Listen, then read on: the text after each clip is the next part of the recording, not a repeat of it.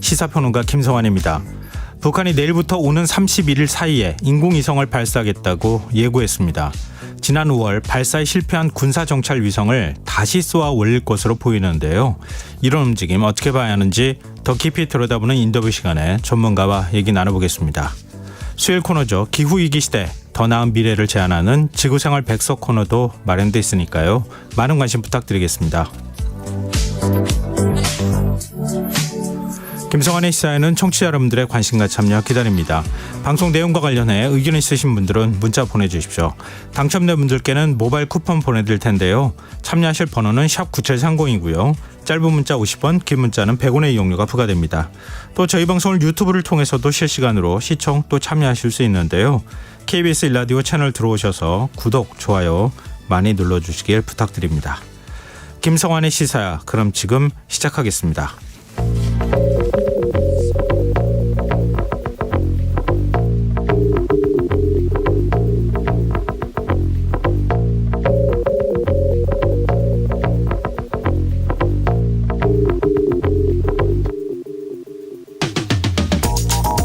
최근 흉악범죄가 잇따르자 정부가 의무경찰 제도의 카드를 꺼내들었습니다. 오늘 한덕수 국무총리 특별 담화에서 언급된 내용인데요. 정부가 의경제도를 부활시키려는 배경엔 치안 인력이 부족하다는 판단이 깔려 있습니다. 실제로 윤희근 경찰청장은 14만 경찰이라고 하지만 공공장소에서 치안 활동을 할 수 있는 인력은 3만 명에 불과하다라고 밝힌 바 있는데요. 전문가들 사이에선 정부가 손쉬운 대응을 하고 있는 게 아니냐는 지적을 내놓고 있습니다.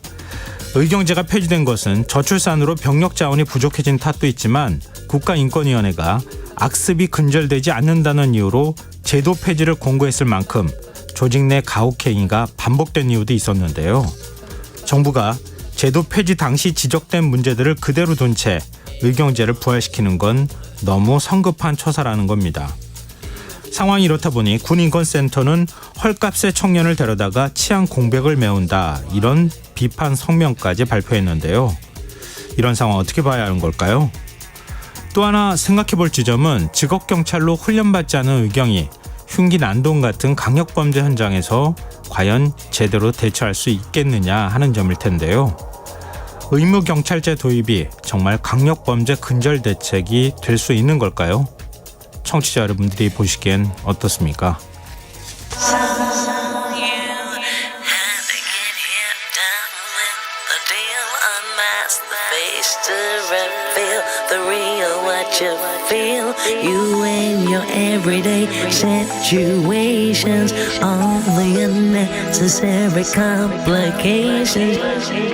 오늘 밤 당신 안의 꿈틀거리는 지식 충전 본능이 깨어납니다. 여러분의 자유탐구 영역 김성환의 시사야.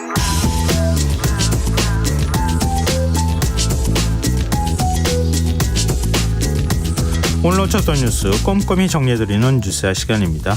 오늘은 시사저널 구민주 기자 나와 계십니다. 안녕하세요. 네, 안녕하세요. 네, 일본이 이르면 내일 오후 1시 후쿠시마 원전 오염수 해양 방류를 시작할 것이다, 이런 보도가 나왔네요. 네, 어제였죠. 일본 정부가 강요회의를 통해 내일인 24일부터 방류하겠다고 결정을 하자 도쿄전력은 오늘 내내 준비 작업을 위해 바쁘게 움직였는데요.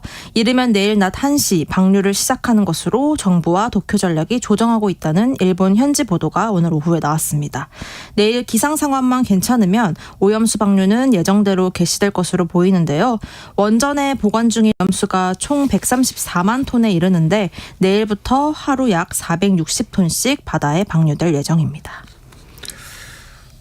한국 정부를 배려해서 한미일 정상회의 이후로 오염수 방류 시점을 정했다, 이런 일본 언론 보도도 나왔어요. 윤석열 대통령을 배려했다고 하는 얘기도 있고요. 네, 맞습니다. 일본 요미우리 신문 보도에 따르면요. 네. 애초에 유력했던 방류 시점은 일본의 명절인 오봉 연휴, 즉 8월 13일에서 16일이었다는 겁니다. 네. 9월 초부터 후쿠시마 앞바다에서 저인망 어업이 재개되기 때문에 그보다 앞서서 방류를 하고 방사선 측정 데이터를 어민들에게 공개해 안전성을 증명하려 했다는 건데요. 그런데 한미일 정상회의 정상회의가 8월 말에서 갑자기 8월 18일로 땡겨지면서 아예 정상회의 이후로 방류를 늦췄다는 겁니다. 그 이유로 바로 한국의 윤석열 대통령이 그동안 야당으로부터 근거 없는 비판을 뒤집어 쓰면서도 방류에 대한 이해심을 보여줬기 때문에 우리도 윤 대통령을 배려해야 한다는 것이었습니다. 정상회의 직전이나 직후에 방류를 할 경우 윤 대통령에 대한 한국 내 비판 여론이 더욱 높아질 수 있어서 이 점을 고려해 최종 내일로 방류일을 조정했다는 겁니다. 지난 16일은 아사히신문 서울특파원이 칼럼을 썼잖아요. 네. 윤석열 정권과 여당 내에서 오염수 방류가 불가피하다면 총선의 악영향이 적도록 방류를 빨리 하자는 목소리가 나오고 있다. 이렇게 보도를 했던 바도 있었거든요. 네. 또 우리 국민은 모르는 얘기가 왜 자꾸 일본 언론을 통해서 나오는지 모르겠어요. 네, 여기에는 근데 일본 측의 정치적인 노림수도 담겨 있다는 해석이 나오고 있습니다. 예. 한국도 이 시기에 방류를 요구하고 있다라는 거를 의도적으로 일본 내에 흘리면서 일본 정부만의 의도가 아니었다라는 거를 강조하고 있다는 분석인데요. 일본 언론은 일본 정부와 상당한 밀착 관계를 유지하고 있는 것으로 알려진 만큼 이런 보도의 소스를 일본 정부에서 직접적으로 계속 주는 것이란 얘기가 있습니다. 지금 기시다 내각에 대한 지지율이 계속 하락세이고 또 일본 국내 여론이 전반적으로 좋지 않은 상황인 만큼 이를 달래기 위해서 우리 윤 대통령을 이용하는 것 아니냐, 언론 플레이를 하고 있는 것 아니냐라는 분석이 나오고 있어서요. 네. 우리가 일본을 너무 믿고 계속 그대로 순응을 해서는 안 된다라는 경고성 메시지가 국내 전문가들에게서 나오고 있습니다. 아니 그 오염수 방류에 대해서도 국내 언론이 그렇게 좋은 편은 아닌데 네. 그 방류를 하는 일본이 자꾸 한국을 배려해가지고 지금 방류 시점을 선택하고 있다는 등 한국의 대통령을 배려하고 있다는 등 이런 식의 표현들을 사용하면 네. 우리 정부가 얘기해야 되는 거 아닌가요? 그렇죠. 근데 우리 정부 불쾌한 반응을 보인다거나 네. 경고를 하거나 이래야 되는 거 아닙니까? 우리 정부 특히 윤 대통령 같은 경우에는 오염수 방류 결정에 대해서도 아직 직접적인 언급이 없었고요. 더더군다나 이런 본인과 직접적으로 관련되어 있는 일본 언론의 보도에 대해서도 아직 아무런 말이 없습니다. 그러니까 한일 관계를 그런 식으로 따지면 훼손하는 건 일본일 텐데 네. 우리 정부는 한일 관계 훼손이나 이런 외교적인 문제를 너무 지나치게 고려하고 있는 것 아니냐 이런 전문가들의 지적도 있다 이런 말씀이신데요. 네. 일단 오염수 방류와 관련해서 오늘 정부가 어떤 입장 내놓은 게 있습니까? 네, 우리 정부는 일본이 오염수 방류를 시작한 직후부터 1시간마다 관련 정보를 공개하기로 했다면서 안심시키기에 나섰는데요. 새로 만들어질 웹사이트를 통해 기계적으로 측정되는 수치들이 바로바로 한국어로 소개될 예정이라는 설명입니다. 다만 이 기계로 측정되지 않는 정보값에 대한 일본의 공표 시점은 예견하기 어렵다고 밝혔고요. 또 내일 1시에 방류하는지 여부에 대해서도 실제 방류가 이뤄진 후에야 우리도 알 수 있을 것이다 라고만 답해서 조금 혼선을 빚기도 했습니다.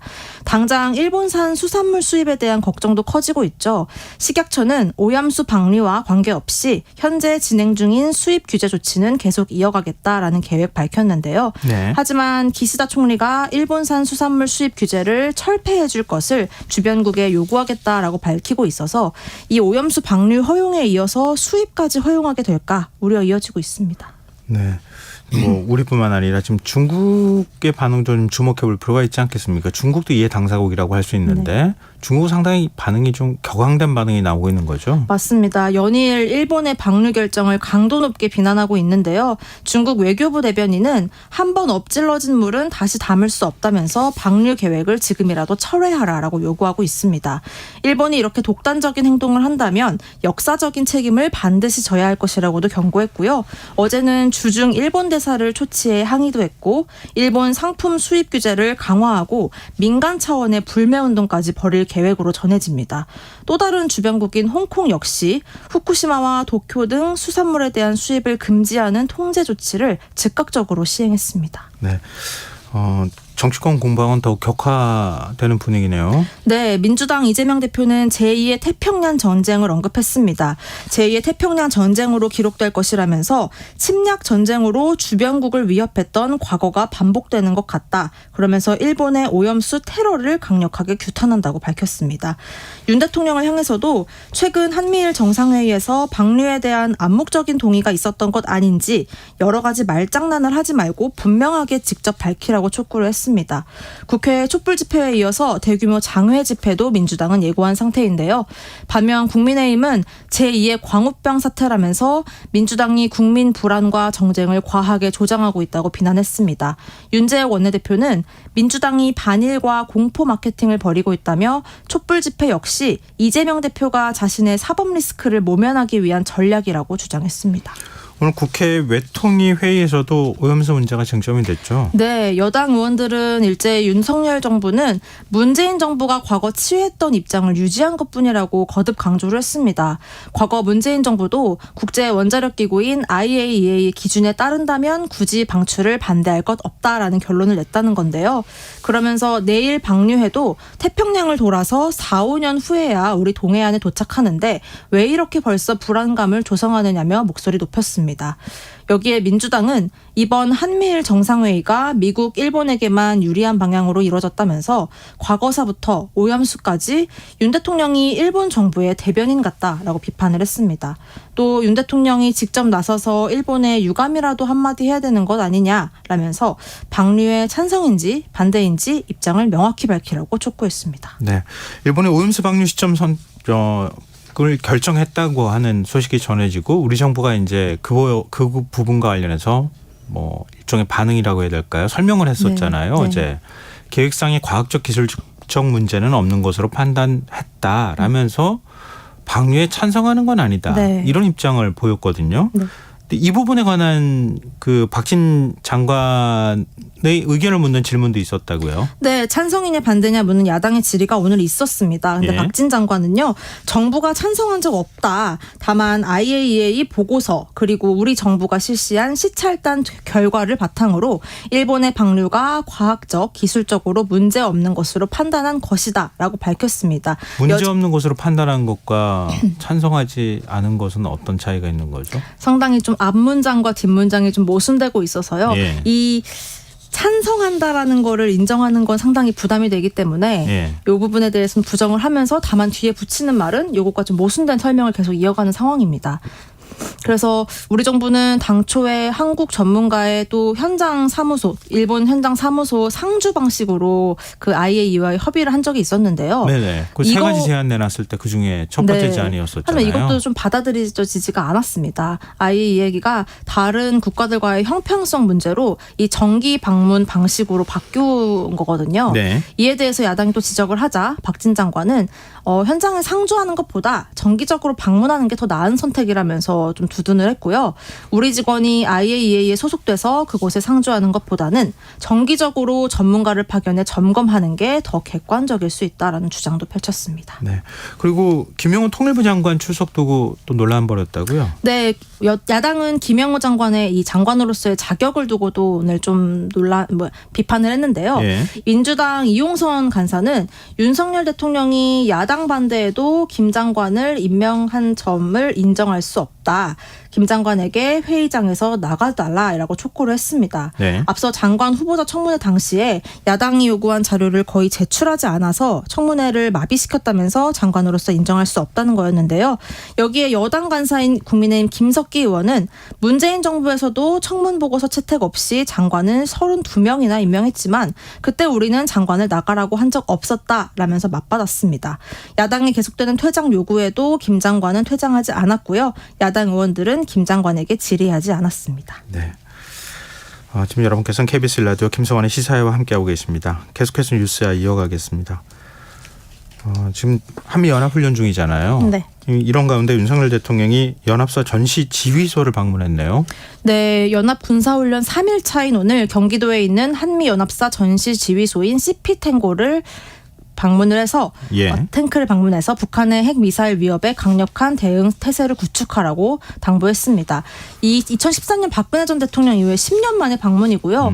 이도훈 대통령실 대변인은 북한의 긴장 조성에 대한 강력한 경고를 전달해 북한의 무모한 도발을 억제하려는 대통령의 의중이 담긴 행보라고 설명을 했습니다.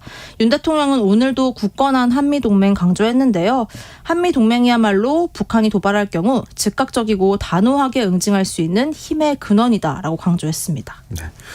오늘 공습 대비 민방위 훈련할 때 어디 계셨어요? 사이렌 소리 들릴 때. 네. 아니 뭐 얌전하게 있었습니다. 광화문 일대가 차가 없어서 되게 네. 이상해 보였다 뭐 이런 이제 보도도 있던데요. 네. 이게 몇 년 만에 이 훈련을 하는 겁니까? 2017년 이후에 6년 만입니다. 네. 전 국민이 참여하는 공습 대비 민방위 훈련이 6년 만에 실시된 건데요. 그동안 왜 이루어지지 않았냐면 남북 긴장 관계 완화도 있었고 또 코로나19의 이유도 있었습니다. 그래서 공무원들 중심의 훈련만 진행을 해왔던 건데요. 2시에 사이렌 울리고 15분간 전국이 잠시 멈춰 있었습니다. 도로를 걷던 시민들은 네. 민방위 대원들이 지하철역으로 대피시키기도 했고요. 전국 학교에서도 학생들을 학교 안 지하 공간이나 강당 등에 대피시키는 훈련도 진행을 했습니다. 다만 워낙 오랜만에 진행이 돼서 그런지 곳곳에서 우왕좌왕하는 모습도 보였고요. 경찰이나 민방위 대원들이 별다른 통제를 하지 않는 곳들도 곳곳에 있었던 것으로 파악이 됩니다. 지난 5월 북한이 그 위성 발사체 쏠 때 네. 그때 대피 문자 왔었잖아요. 맞습니다. 어디로 대피하는 겁니까? 하라는 겁니까? 뭐 이런 얘기가 나왔는데 네. 이번에 그걸로 따지면 실전 훈련을 한 것이나 다름이 없겠구나. 뭐 이런 생각도 하게 되는데요. 일단 북한이 다시 위성 발사하겠다. 예고했어요. 네, 북한이 어제 일본 측에 24일 0시부터 31일 0시 사이에 정찰 위성을 쏘겠다라고 예고를 한 것으로 전해졌는데요. 날씨에 변수가 없으면 당장 내일 쏠 수도 있다는 전망 나오고 있습니다. 5월에도 이렇게 일본에 통보를 하고 이틀 뒤에 실행을 한 바 있기 때문에 이번에도 같은 루틴을 밟을 수 있다는 건데요. 네. 미국 정부는 이에 대해 유엔 안보리 결의 위반이라면서 한국, 일본과 함께 공동 대응하겠다는 입장 밝혔습니다. 예. 이 부분과 관련해서는 잠시 뒤 인터뷰 시간에 전문가와 함께 좀 더 자세하게 분석하고 전망해 보도록 하겠습니다. 화제를 좀 바꿔보죠. 검찰이 민주당 이재명 대표한테 또 소환 조사 받으라 이렇게 통보를 했네요. 네, 이재명 대표에게 오늘 5번째 검찰 출석을 요구했습니다. 쌍방울그룹 대북송금 의혹과 관련해서 제3자 뇌물 혐의로 이 대표에게 조사 통보한 건데요. 검찰은 이 대표가 경기도지사 시절에 도지사의 방북 추진 과정에서 북한이 요구한 방북 비용 300만 달러를 김성태 전 쌍방울그룹 회장이 대납을 했고 여기에 관여한 것으로 보고 있습니다. 최근에 이화영 전 평화부지사가 재판 중에 이재명 지사에게 대북송금 관련 보고를 했다는 취지로 진술을 하면서 검찰이 더 수사에 속도를 내고 있는 상황입니다. 이재명 대표 그냥 바로 나가겠다 그랬어요. 네, 검찰은 당초에 다음 주 중으로 출석해서 조사받으라고 통보를 한 건데요. 예. 이에 이 대표가 곧장 내일 출석하겠다는 입장 밝힌 겁니다. 예. 박선준 민주당 는 당무 등으로 다음 주에는 전혀 시간을 낼 수 없다. 검찰에서 일방적으로 출석을 통보했으니 내일 오전에 가서 당당하게 조사받겠다라고 계획을 밝혔습니다. 하지만 여기에 검찰이 즉각 이 대표의 발언을 수용할 수 없다면서 30일에 오라고 선을 그었고요. 여당도 이 대표가 정치 쇼를 하고 있다. 특권의식이다라고 비판 내놨습니다. 그래 식당 예약하냐 백화점 쇼핑하냐 뭐 이런 얘기까지. 별의별 표현이 다 나옵니다. 그러게 말입니다. 이거 가지고도 신경전을 벌이는 건가. 네. 뭐라고 봐야 되나 그런 생각이 드네요. 어찌됐든 우리가 오라고 할 때 와라 그렇습니다. 라고 얘기했다는 거네요. 민주당에서는 이재명 대표에 대한 구속영장을 비회기에 청구하라 이런 얘기 계속 내놓고 있네요. 네, 박광원 민주당 원내대표가 오늘 한 말인데요. 검찰이 굳이 국회 회기 중에 체포동의안을 보내려는 것은 만약에 이게 부결될 경우에는 민주당을 방탄이라고 공격하기 위함이고 또 가결될 경우에는 민주당이 분열이 됐다는 정치적인 타격을 주려는 것이다. 이른바 검찰의 꽃놀이패를 만들려는 의도다라고 비판을 했습니다. 그러면서 이번 주 중에 8월 임시국회를 종료하고 9월 정기국회 전까지 일주일 동안 비회기를 둘 테니 이때 조속히 구속영장을 청구하라는 것이었습니다. 검찰이 구속영장 타이밍을 갖고 계속해서 민주당을 궁지에 밀어넣는 정치 행위를 하고 있다는 겁니다. 한동훈 장관 곧바로 맞받아쳤어요. 네, 요즘 민주당 메시지에 하나하나 곧장 반박하고 있죠. 예. 이 꽃놀이패 표현에 대해서 반박했습니다. 이 대표의 범죄 혐의 수사가 패만 잘 뜨면 이길 수 있는 화투 게임이냐라고 비판한 건데요. 그러면서 민주당 일정이 그렇게 급한데 도대체 왜 대북송금 사건 재판은 그렇게 사력을 다해 사법방해로 미루느냐라고 따졌습니다. 지금 진행되고 있는 이화영 전 부지사 재판을 언급한 것으로 보입니다. 네. 그리고 방송통신위원회 위원 2명이 오늘 퇴임을 했죠. 네. 김효재 지금 권한대행 그리고 김현 상임위원 이렇게 되는 건데 그러면은 2명이 지금 임기가 다 끝난 건데 네. 그럼 1명 남는 거예요?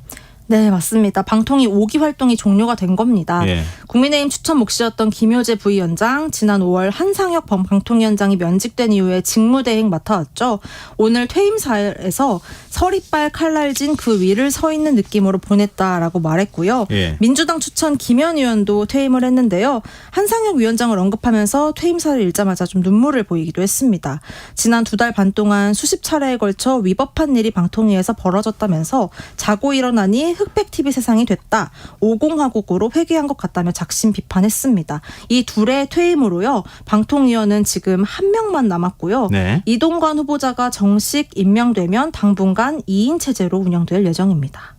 이동관 후보자 그 청문보고서 재송부 요청한 날이 내일까지잖아요. 네, 맞습니다. 그럼 모레는 임명할 수 있다. 바로 임명할 수 있죠. 아, 그렇게 되면은 지금 현재 1명 남았는데 네. 2명이 될 수 있다. 네, 1명 남은 이분도 여당 추천이기 때문에 예. 여당 추천 1명 그리고 이동관 위원장 이렇게 당분간 2인 체제로 됩니다. 네. 근데 임명돼야 사실 아는 거니까 맞습니다. 위원장이라고 네. 하기에는 좀 빠른 것 같은데 그러면은 원래 방통위원 5명이잖아요. 3명 어떻게 임명하는 겁니까? 네, 일단 지금 거론되고 있는 인사들은요. 국민의힘에서는 김효재 부위원장 후임으로는 이명박 정부 당시 MBC 노조 탄압 논란이 있었던 이진숙 전 대전 MBC 사장을 추천할 것으로 보입니다. 벌써부터는 언론 노조에선 이진숙 전 사장은 과거 보수정부에서 MBC 장악 시나리오를 가장 선봉에서 실행했던 부역자라면서 추천 취소하라고 촉구하고 있고요. 예. 한편 민주당에서는 김현 의원 후임으로 MBC 기자 출신이고 20대 국회 당시 과방위에서 활동했던 김성수 전 의원 이렇게 거론되고 있습니다. 네. 근데 이동관 후보자가 YTN을 상대로 5억 원대 명예훼손 손해배상 소송을 제기를 했네요. 네. 하겠다고 했는데 실행을 한 거예요. 네. 배우자 청탁 의혹 관련 보도를 이어간 YTN에 대해서 악의적인 왜곡 보도라면서 5억 원 소송했고 형사 고소 제기한 건데요. 앞서 분당 서현역 흉기낭동 사건 뉴스를 전하면서 자신의 이미지를 잘못 노출했다는 이유로 3억 원의 손해배상을 제기한 데 이어서 또 한 번 억대의 제소를 한 겁니다. 이 후보자 측은 YTN이 추가 취재도 않고 허위 사실을 보도한 것이라면서 흠집내기라고 주장하고 있습니다. 네. 위원장 되시고 난 다음에도 계속 이러는지 모르겠네요. 네.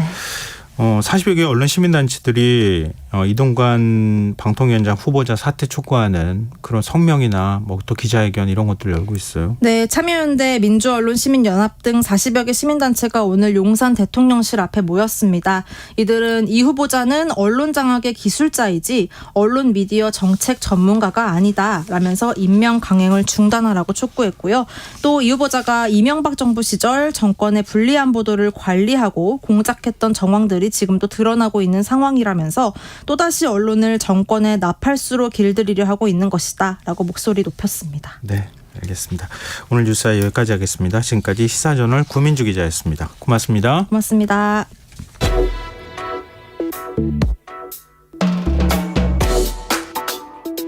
더 나은 내일을 준비하는 시간 KBS 1라디오 김성환의 시사야.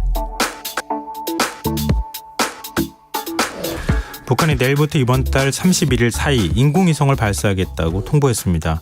지난 5월 발사했다 실패한 군사정찰 위성을 다시 발사하기 위한 것으로 보이는데요. 불과 3개월 만에 재발사에 나서는 북한의 의도는 무엇인지 홍민통일연구원 선임연구위원 연결해서 얘기 나눠보겠습니다. 위원님 안녕하십니까? 예, 안녕하세요. 네, 지금 발사하겠다고 한 시기가 24일 0시부터 31일 0시 사이 이렇게 지금 얘기를 한 거잖아요. 네, 맞습니다. 근데 그 통보를 일본에다 했어요.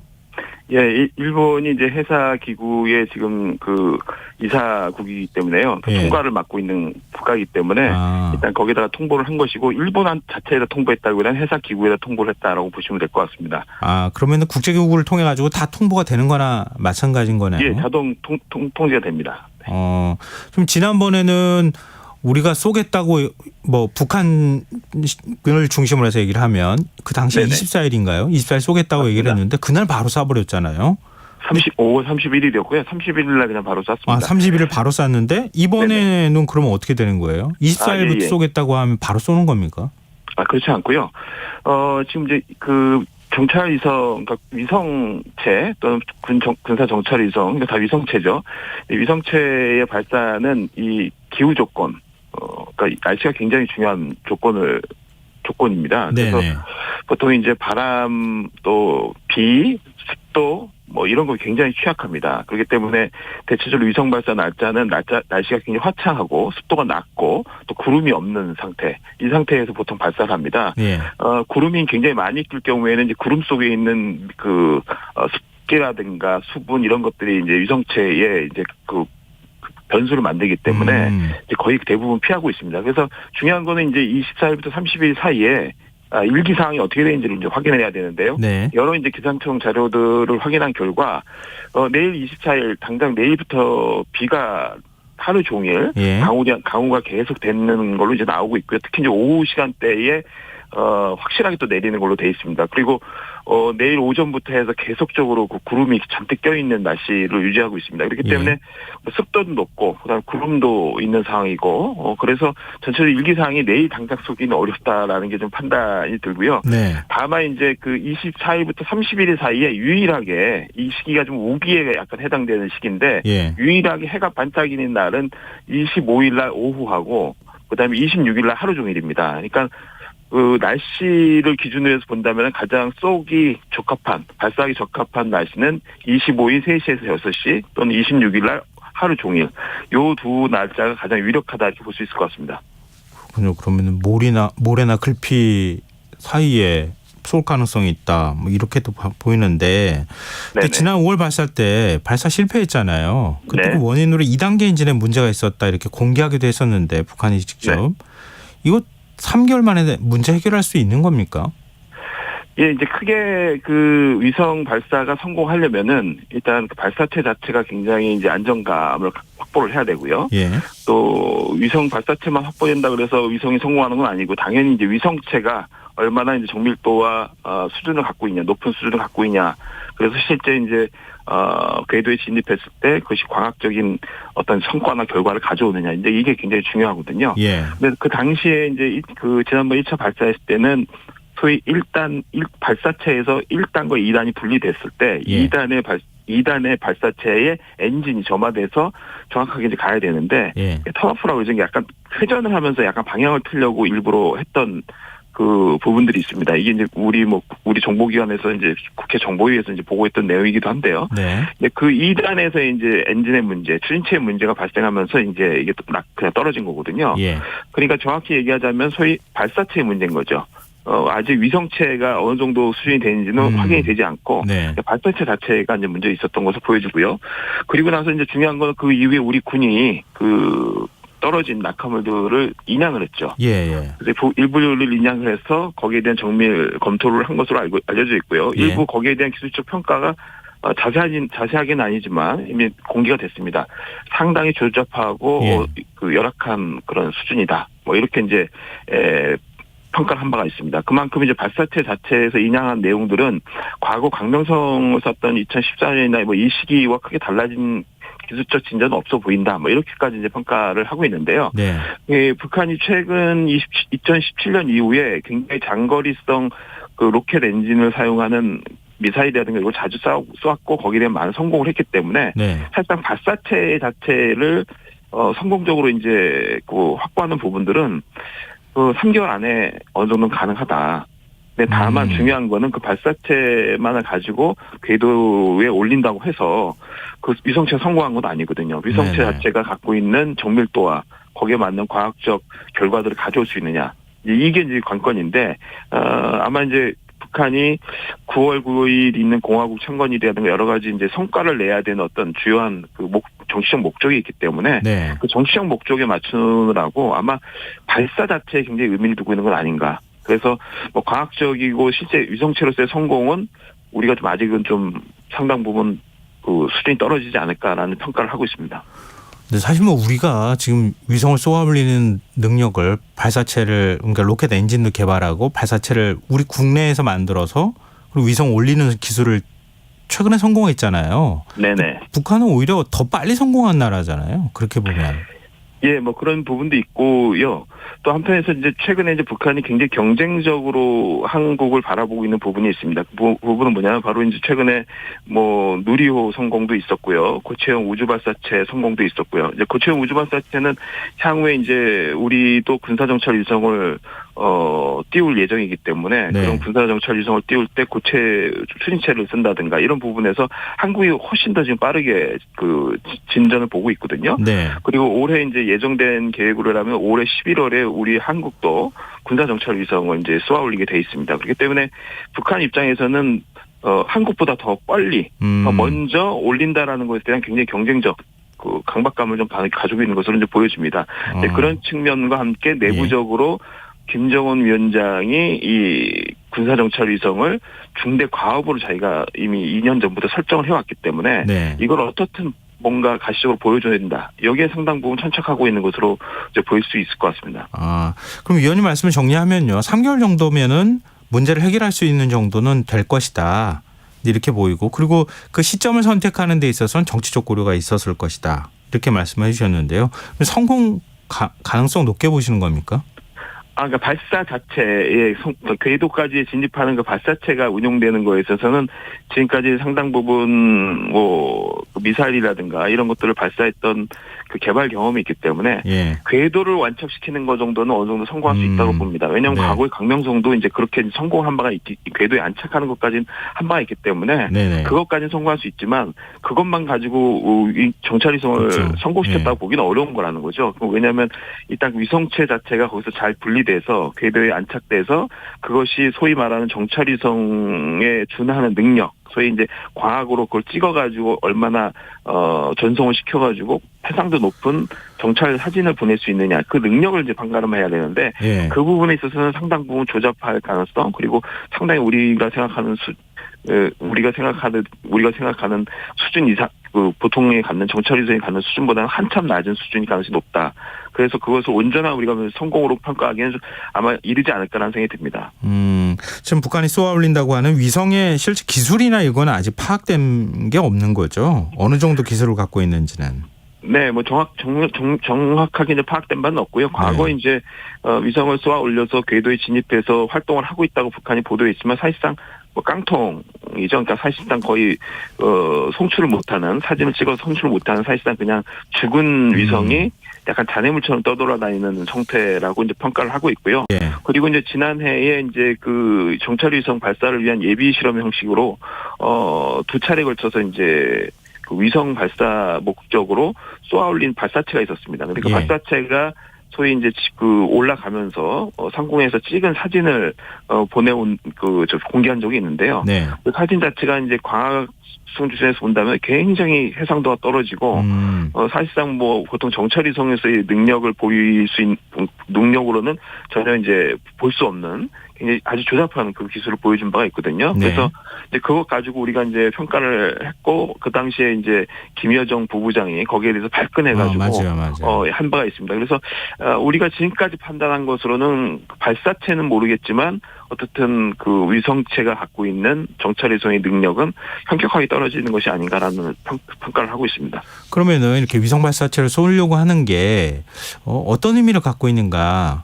뭐 군사 정찰위성을 가져야 되겠다고 하는 절박함도 있을 것 같고요. 위성 발사체를 쏘는 행위 자체가 ICBM이니까 어찌됐든 간에 그걸로 좀 경고하는 메시지도 있을 거고 어떻게 보십니까? 이게 이제 ICBM 용도를 위해서 쏜다라고 보기는 좀 어렵고요. 왜냐하면 이미 ICBM은 몇 개의 모델을 갖고 있기 때문에. 뭐 이미 다 개발해 놨으니까. 굳이 뭐 정찰위성이라고 속이면서까지 뭐 ICBM을 개발하는 그럴 필요는 없거든요. 다만 이제 정찰위성 그 자체가 갖고 있는 군사적인 무기체계상에서의 굉장히 중대한 목적이 있습니다. 그러니까 소위 이제 양탄일성이라고 이제 예전에 중국에서는 표현을 했는데요. 수소탄하고 원자폭탄, 그 다음에 인공위성, 이걸 이제 양탄, 2개의 폭탄과 하나의 별이라고 이제 표현해서 양탄 일성 이렇게 그걸 완성하면은 완전한 핵보유 국가다 이렇게 뭐 표현을 했던 건데요. 이제 그 말은 뭐냐면 이 군사정찰위성은 눈의 역할을 하는 겁니다.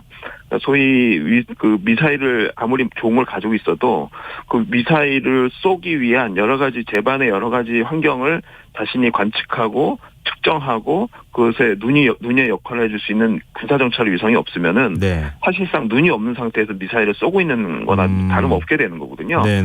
그래서 이제 뭐 한국도 그렇고 대부분의 이제 군사 강국들은 군사정찰 위성을 굉장히 많이 이제 띄워놓고 그 눈의 역할을 하는 걸 통해서 자신이 쏠 미사일 목표 지점의 상황과 그리고 자신들이 미사일을 쐈을 때 그것이 좌표대로 제대로 날아가는지 여러 가지를 파악하고 하는 데 있어서 군사정찰위성은 반드시 필요한 것이죠. 그래서 북한이 이제 제8차당 대비를 통해서 5대 과업 중에 하나로 이 군사정찰위성을 내세웠던 이유가 바로 그만큼 군사적 목적으로 굉장히 중요하기 때문이다라고 볼 수 있습니다. 그렇군요. 이게 핵무기 개발하고도 이렇게 연결이 되는 지점이 있네요. 북한 내부 상황도 좀 여쭤보고 싶어요. 지금 뭐 경제난이 심각하다더라, 뭐 기아에 시달린다더라, 뭐 범죄가 만연하고 있다, 뭐 별의별 얘기가 사실 다 나고 있는 상황인데요. 지금 어느 정도 상황이 심각합니까? 네, 워낙 이제 그 내부로부터 나오는 여러 그 정보 내용들이 사실상 굉장히 스펙트럼이 큽니다. 그러니까 굉장히 동일한 정보들이 이렇게 군집해서 나오는 방식이 아니라 굉장히 다른 정보들이 굉장히 분산돼서 나오는 좀 방식입니다. 네. 그리고 최근에 워낙 이제 코로나로 봉쇄가 심하다 보니까 뭐 나오는 그 정보의 양도 상당히 줄어든 상태고요. 그렇기 때문에 우리가 어떤 특정 정보에 너무 지나치게 의존을 해서 그것이 모두 북한 사회의 지금 상황인 것으로 이제 오해를 하면 안 되는 좀 부분이 있습니다. 그래서 굉장히 신중히 좀 봐야 되는데요. 네. 두 가지 양극단의 부분이 있습니다. 하나는 뭐냐면 코로나 3년이라는 기간이 굉장히 큰 여파를 남기고 있다. 그래서 이제 여러 가지 식량 문제나 여러 가지가 있었지만 최근 이제 지난해 말부터 올해 들어와가지고 북중 교육이 네. 단계적으로 좀 정상화되는 국면으로 가고 있고 예. 거의 웬만큼은 이제 코로나 이전으로 회복이 돼 있다. 그럼 식량 수급의 문제는 해결돼 있다. 그리고 올해는 또 농업 작황이 상당히 좋은 편입니다. 그래서 네. 뭐 최근 2, 3년 동안에 굉장히 그 수해 피해를 많이 봐서 농업적인 작황이 굉장히 나빴던 것과는 상대적으로 올해는 상당히 좋은 가능성이 높다. 이렇게 그냥 평가를 하고 있습니다. 그래서 예. 향후에 북중 그 교육이 더 확대되고 또 지금 북러 간에도 지금 밀거래들이 이루어지고 있다라고까지 얘기하고 있거든요. 예. 정보가 여러 가지 들어오고 있고 그렇기 때문에 일단 전체적으로 올해 그 주민들이 먹고 사는 문제는 특별히 아직은 이상 징후를 발견하기 좀 어렵다. 그리고 내부에서도 뭐 식량의 가격이라든가 뭐 여러 물가 동향이 크게 요동치거나 그러지는 않고 굉장히 안정적인 수준을 좀 유지하고 있는 편입니다. 그래서 일단 지표상으로 보여주는 여러 부분에 있어서는 특별히 이상 징후를 발견하기는 어렵다. 알겠습니다. 근데 다만 앞서 말씀드린 것처럼 코로나 3년이라는 긴 여파 때문에 그 기간에 그 굉장히 경제활동이 위축돼 있었고 또 그 과정에 이제 인구사회학적으로 좀 변화된 세대들이 상당히 불만을 좀 가지고 있었던 부분들 네네. 그런 것들이 이제 조직 이완이라든가 여러 측면에서 나타나고 있어서 그것을 당이라든가 국가 차원에서 상당히 단속을 하려고 하는 분위기가 확산돼 있다. 그리고 일부 이제 지방 도시에서는 그 과정에서 상당 부분 아사자들이 좀 발생하는 현상들이 나타난 것으로 보여진다. 이 정도가 아마 이제 조금 우리가 볼 수 있는 지금 북한 내부 상황인 것 같습니다. 지금 한미 군사연 연습이 그 진행 중인 기간이기도 하고요. 한미일 삼각 동맹이 준 동맹의 수준까지 지금 나아갔단 말이에요. 네네. 이런 상황에서 북한이 다른 형태의 어떤 도발할 가능성 없겠습니까? 마지막으로 짧게 부탁드립니다. 네네. 뭐 북한이 이미 예고를 했고요. 그리고 뭐 우리 군 당국도 그렇고 이미 북한이 상당한 도발 카드를 이미 준비하고 있는 것으로 확인을 하고 있습니다. 그렇기 때문에 아마 이번 주부터 해서 아마 굉장히 거칠게 다양한 방식으로 아마 도발 카드를 꺼낼 가능성이 높습니다. 그게 이제 우리가 예상했던 뭐 도발의 어떤 형태도 있지만 네. 예상 못한 형태일 수도 있다. 그래서 상당히 위기가 8월 말 9월 초에 상승할 것으로 보여집니다. 알겠습니다. 좀 긴장을 해야 되겠네요. 좀 불안하다는 생각이 드네요. 말씀 듣다 보니까. 자, 오늘 말씀 고맙습니다. 예, 감사합니다. 예, 지금까지 홍민통일연구원 선임연구위원이었습니다.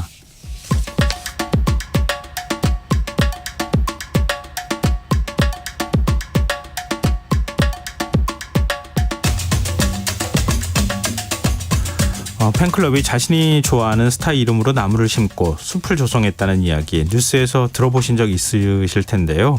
반대로 글로벌 스타가 기후활동에 적극적으로 나선다면 어떤 효과가 나타날까요? 우리가 놓치지 말아야 할 환경 이슈 살펴보는 시간이죠. 지구생활 백서.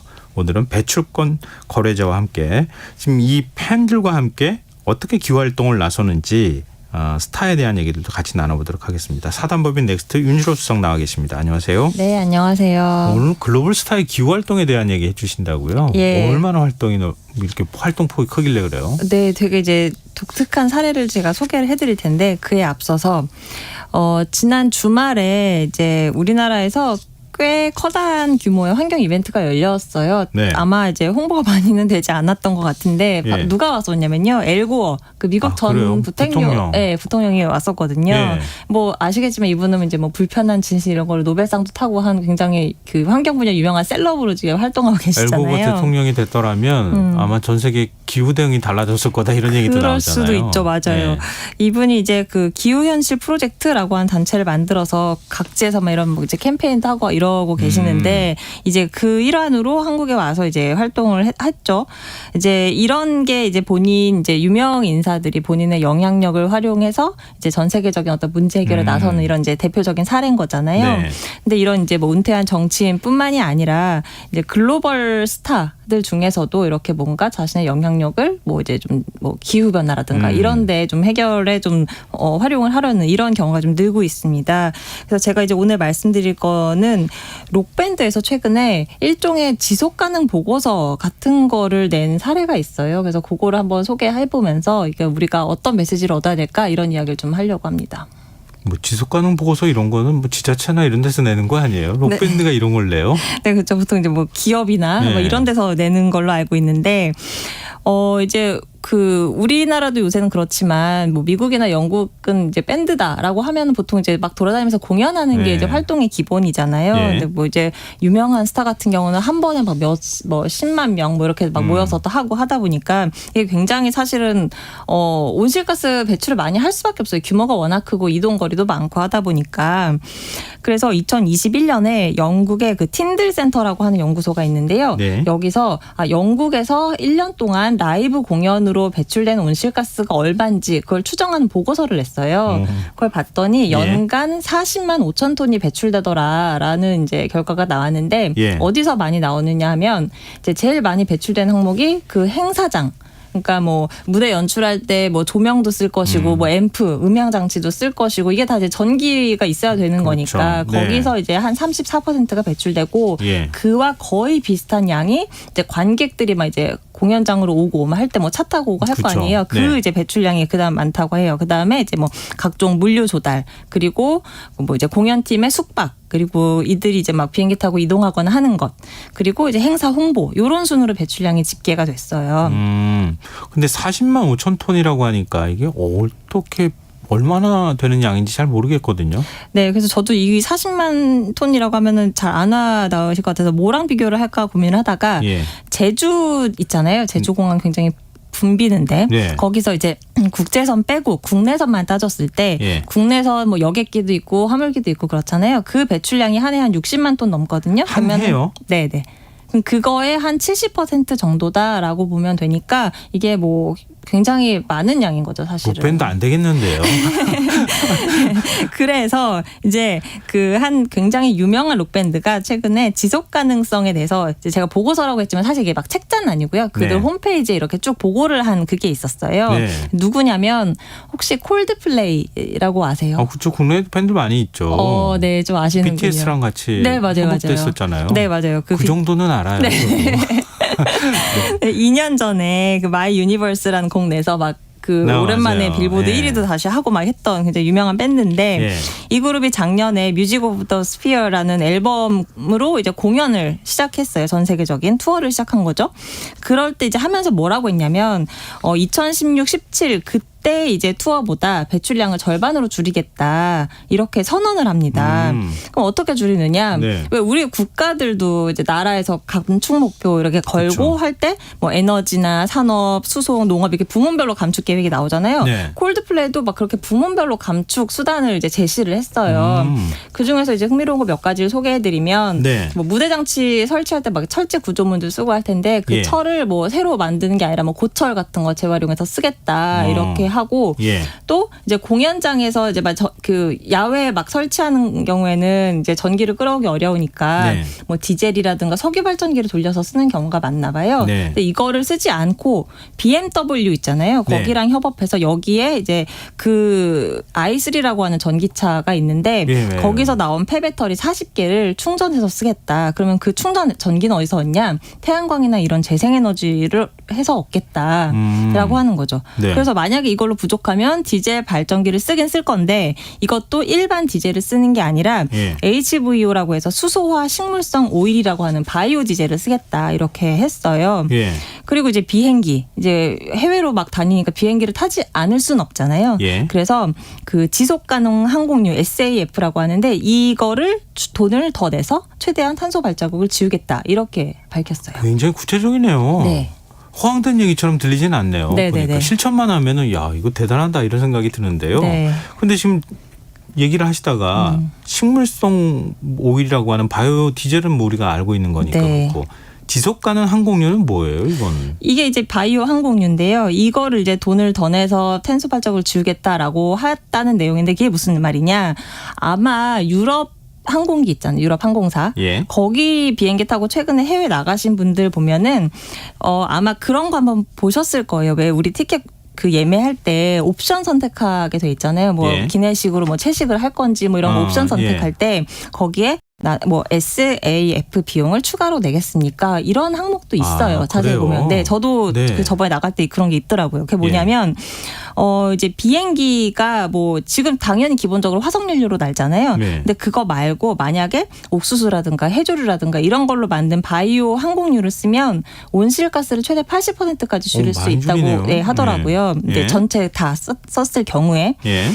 그런데 지금 이제 현재 수준에서 바이오 항공유를 만약에 최대한 많이 쓴다라고 하면 한 50% 그러니까 1대1로 섞는 거죠. 아. 그렇게 할 수가 있는데 예. 문제는 이게 너무 비싸요. 바이오 항공유가. 그래서 한 서너 배 더 비싸거든요. 그래서 만약에 이걸 진짜 1대1로 섞어서 그거를 그냥 막 상용하게 되면 지금 현재 수준에서 아마 이코노미에서 비행기 값이 한 두세 배 되겠는데. 네, 맞습니다. 예. 그래서 그것도 그렇고 이 바이오 항공유가 그렇게 많이 공급이 되고 있는 게 아니기 때문에 지금 현재는 사실 1% 정도만 섞어서 쓰고 있어요.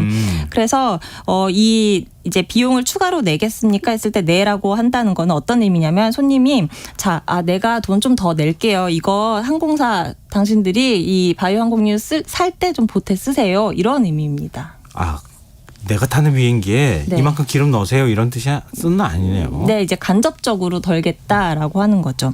일종의 이제 의지의 표현일 수도 있고 네. 내가 이렇게 기여하겠습니다. 일종의 뭐 기부하는 것 같은 그런 느낌도 받게 되는데요. 네, 근데 이제 항공사는 그거를 실제로 그래서 다른 데 쓸 수도 있잖아요. 그렇게 네. 못하 이제 감사도 받고 하긴 합니다. 그리고 또 이제 이 그룹이 밴드가 뭘 했냐면 네. 이제 본인들만 하는 게 아니라 이제 그 티켓 구매자들 있잖아요, 밴드. 예. 밴드한테 어떤 앱을 깔게 한 다음에 예. 이 사람들이 이제 대중교통을 이용한다라는 게 확인이 되면 할인 혜택도 주고요, 뭐 티켓 할인이라든가. 예. 그리고 이제 팔찌 같은 경우도 이거를 뭐 그냥 집에 가져가는 게 아니라 다시 회수를 하는데 그 회수율이 꽤 높았어요, 86%나 됐다고 하니까. 그리고 이제 이거는 일종의 그런 캠페인성인데 뭐냐면 이제 객석한 곳에 에너지 플로어라고 하는 이렇게 둥근 제가 사진을 보니까 한 지름이 5, 6m 되는 이렇게 둥근 어떤 밑에 타일이 특수 타일이 깔린 그런 이제 무대를 하나 마련을 해요. 네. 그럼 관객들이 거기서 올라가서 막 이렇게 막 공연 보면서 기쁘니까 막 팔짝팔짝 뛸 거 아니에요. 예. 그럼 그 힘을 모아서 그거를 이제 또 아까 제가 이제 BMW 배터리로 예, 전기 쓴다 그랬잖아요. 거기다가 보내는 거예요. 순전하라고. 근데 이게 이제 뭐 1분에 성인 기준으로 1분에 한 10번 정도 5cm를 이렇게 폴짝 뛰면 한 5와트 정도의 전기가 만들어진다고 해요. 예. 이제 근데 이게 선풍기 소비 전력이 한 40에서 50와트 되니까 사실 예. 뭐 양이 뭐 그냥 많은 건 절대 아닌데 이제 팬들과 함께 한다 뭐 이런 상징성을 부여를 하는 거죠. 그리고 콘서트 수입의 10%는 환경 관련 단체에 기부를 하고. 이거 굉장히 좋은 아이디어인데요. 네. 이게 공연 보면서 엄청 뛰잖아요. 네. 몇만 명이 뛴다고 생각해 보세요. 그럼 밑에 판을 그런 걸 설치하면 그쵸. 전기도 생산할 수 있지 않을까 그런 생각이 네. 드는데 그러니까 계획을 들어보니까 허황되지도 않고 네. 뭐 한번 실천해 볼 만한 내용들이 많네요. 네, 그래서 이게 그냥 이 뭐 선언에 그치지 않고 실제로 이렇게 작년 3월부터 이 공연이 시작됐거든요. 예. 그래서 한 1년 지났을 때 실제로 얼마나 효과가 있었는지 그거를 이제 보고를 한 거예요. 그래서 얼마나 했냐 봤더니 원래는 이제 절반 정도 줄이는 게 목표였는데 47% 감축했다. 그래서 지금은 약간 목표에 못 미쳤지만 앞으로 이제 내년까지 공연이 진행이 되니까 예. 조금 더 열심히 하겠다. 뭐 이런 내용도 있고 또 뭐 이제 나무 심기 많이 하는데 티켓 예. 한 장 팔릴 때마다 나무 한 개씩 심기로 해서 지금까지 500만 그루를 심었다. 뭐 이런 내용도 있습니다. 왜 제가 뿌듯해지고 왜가 대견스러운 느낌을 받는지 모르겠는데. 네, 그리고 이제 영화계로 눈을 돌려보면 미국 그 할리우드에서도 요새 이런 운동이 일고 있는데 대표적인 이제 인물이 떠오르는 인물이 있죠. 누구요? 그 디카프리오. 디케프리오라고 디케프리오, 그쵸. 예, 그는 이제 굉장히 꽤 오래됐더라고요. 98년도에 자기 이름으로 재단을 만들어서 그다음부터 계속 환경 활동을 하다가 이게 지금은 이제 어스 얼라이언스라는 이름으로 더 커졌어요. 그것뿐만이 아니라 뭐 이제 뭐 대체육 회사에 투자도 하고 뭐 환경 영화도 제작하고 막 이러는데 이것뿐만이 아니라 할리우드에서는요. 2020년부터 매년 그 할리우드 기후 서밋이라는 걸 열어요. 네. 그래서 올해 같은 경우에 기조연설을 누가 했냐면 그 왜 아카데미를 휩쓸었던 에브리띵 에브리웨어 올 앳 원스라는 영화 있잖아요. 네네. 그 감독인 다니엘 콴이랑 다니엘 샤이너트가 기조연설을 또 하기도 했습니다. 대단하다는 생각이 드네요. 우리 연예계도 좀 자극을 더 많이 받으면 어떨까 이런 생각이 좀 들 정도고 이게 네. 팬들한테 영향을 미친다고 하는 측면에서는 더더욱 그렇잖아요. 네. 근데 또 한편에서는 그런 얘기도 있어요. 이 이미지를 좋게 만들기 위해서 약간 쇼 같은 거 하는 거 아니냐. 네. 어떻게 보세요? 그럴 수 있죠. 뭐 그래서 뭐 알고 봤더니 뭐 무슨 자기 전용기를 뭐 개인 자동차처럼 사고 다닌다는 등 보통 그렇잖아요. 네, 집에서 뭐 전기요금을 수백만 원어치를 낸다는 등 수천만 원어치를 낸다는 뭐 이런 보도가 가끔씩 있는데 그럼에도 불구하고 저는 이제 이게 뭐 무가치하다 이렇게 보고 싶진 않아요. 왜냐면은 이런 걸 함으로써 우리가 인식하지 못했던 거 아까도 그런 뭐 콘서트 이런 거 하면서 우리가 뭐 환경 발자국 어떻게 지울까 솔직히 이렇게까지 고민하는 사람 별로 없거든요. 맞아요. 되게 처음 들어봤어요, 생소하잖아요. 네. 사실은. 그러니까 이런 걸 한번 들으면 우리가 어떤 이제 공연을 보러 간다고 했을 때 그냥 화려하다 여기서 끝나는 게 아니라 화려한데 저 많은 전기는 어떻게 할까? 저걸 어떻게 상쇄를 할까? 조금 줄이려면 뭘 할 수 있을까? 뭐 이런 식으로 좀 더 이제 우리가 인식을 좀 확장하는 시야를 확장하는 그런데 이제 보탬이 될 수 있다고 보기 때문에 저는 네. 중요하다고 보고 또 이제 우리나라에서도 이제 해외로 나가는 글로벌 스타가 많잖아요. 네. 그래서 그들의 어떤 그런 파워를 좀 이런 지구를 위한 긍정적인 메시지를 내는데도 좀 활용하면 어떨까 이런 작은 바람이 있습니다. BTS나 뉴진스나 뭐 이런 그룹들이 한번 참고하면 좋겠네요. 네. 자, 지구생활 벽서 사단법인 넥스트 윤지로 수석과 함께했습니다. 고맙습니다. 네, 감사합니다. 김성환의 시사 1부 순서 여기서 마무리하겠습니다. 11시 정각 다시 오겠습니다.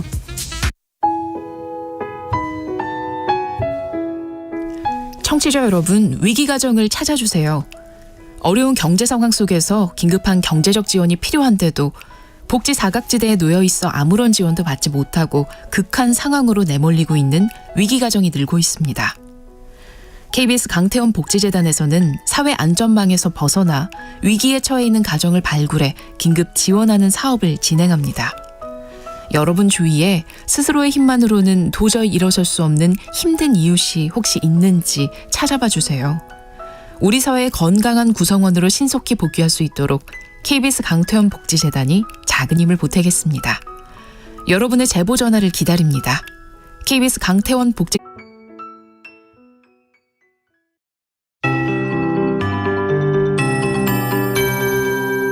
KBS 58분 날씨. 지금 정선과 산청, 함안 지역에 시간당 30에서 50mm의 매우 강한 비가 내린 곳이 있습니다. 밤사이 강원 남부 내륙과 충북, 전남 동부, 경상권에서 시간당 30에서 60, 특히 경남 남해안에는 곳에 따라 시간당 70mm가 넘겠고 그 밖의 지역에서도 시간당 30mm 안팎의 매우 강한 비가 내린 곳이 있겠습니다. 피해가 없도록 유의하시기 바랍니다. 비는 모레 아침까지 전국적으로 내리다 그치겠습니다. 모레까지 앞으로 예상 강수량 경기도 남부와 남부지방 50에서 120, 남해안과 지리산 부근에는 150mm 이상, 그 밖에 중부지방도 20에서 최고 100mm의 비가 내리겠습니다. 다음 주 월요일부터 수요일 사이 다시 전국에 비가 내릴 것으로 전망됩니다. 내일 아침경 서울 25도 등 오늘 밤에도 도심과 서해안, 남해안, 제주도에 열대야가 나타나는 곳이 있겠습니다. 낮 기온은 제주 32도까지 오르겠고 대전, 광주는 30도, 서울, 인천, 세종, 부산, 울산 29도, 대구 28도가 예상됩니다. 내일 아침까지 강원도 내륙과 경북 내륙 지역 중심으로 안개가 낀 곳도 있겠습니다. 서울지방 현재 기온 23.3도, 오늘 강수량 41.8mm입니다. KBS 58분 날씨 단건배입니다.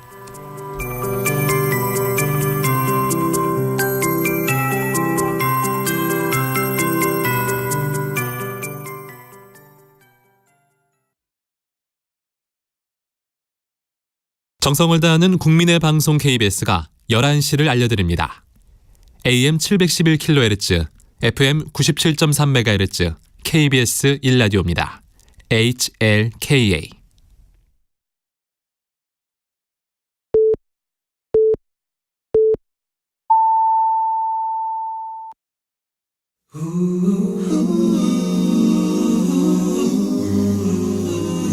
이 밤 그냥 보내긴 아쉬우니까요.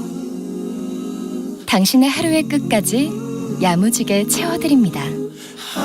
당신의 지식 충전소 김성환의 시사야.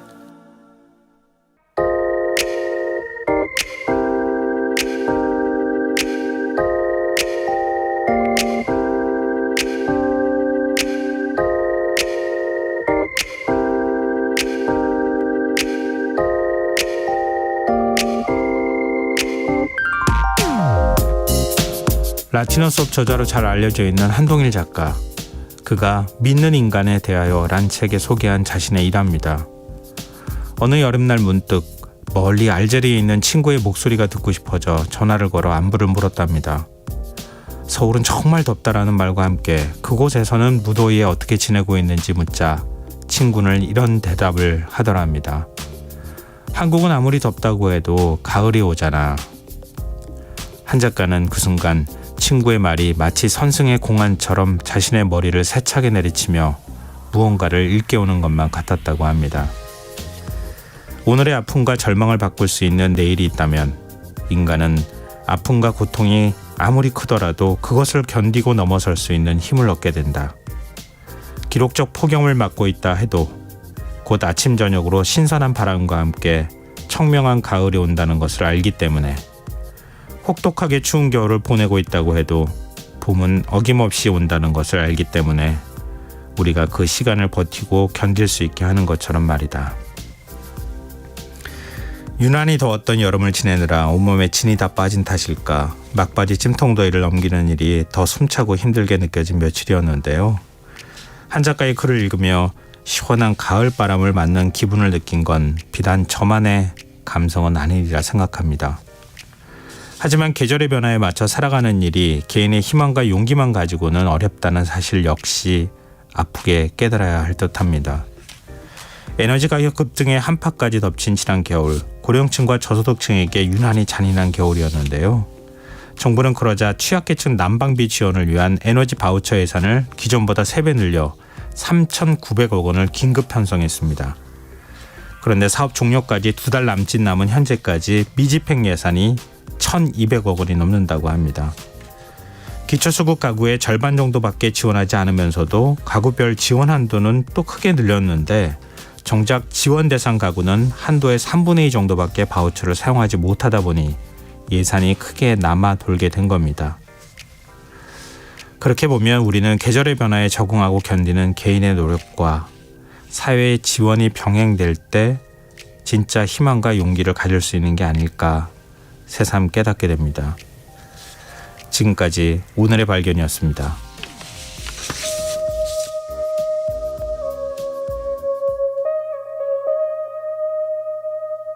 잠시 네가 다른 사람과 약연 사이 나는 화가 나서 술집을 나와 밖은 너무 추워 나는 엉엉엉 울어 밖은 너무 추워 나는 엉엉엉 울어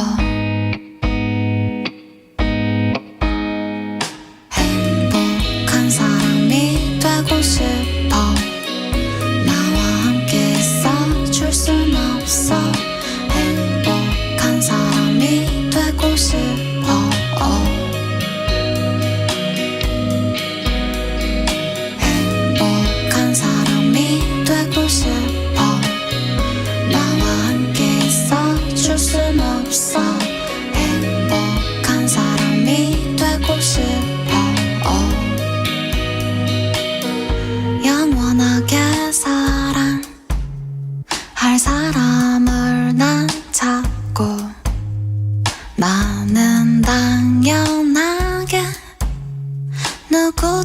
못 찾아 밖은 너무 추워 나는 엉엉엉 울어 밖은 너무 추워 나는 엉엉엉 울어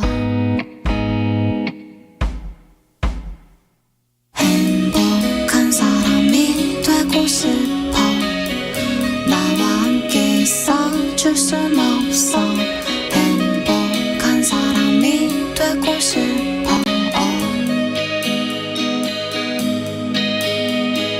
행복한 사람이 되고 싶어 나와 함께 있어줄 순 없어 행복한 사람이 되고 싶어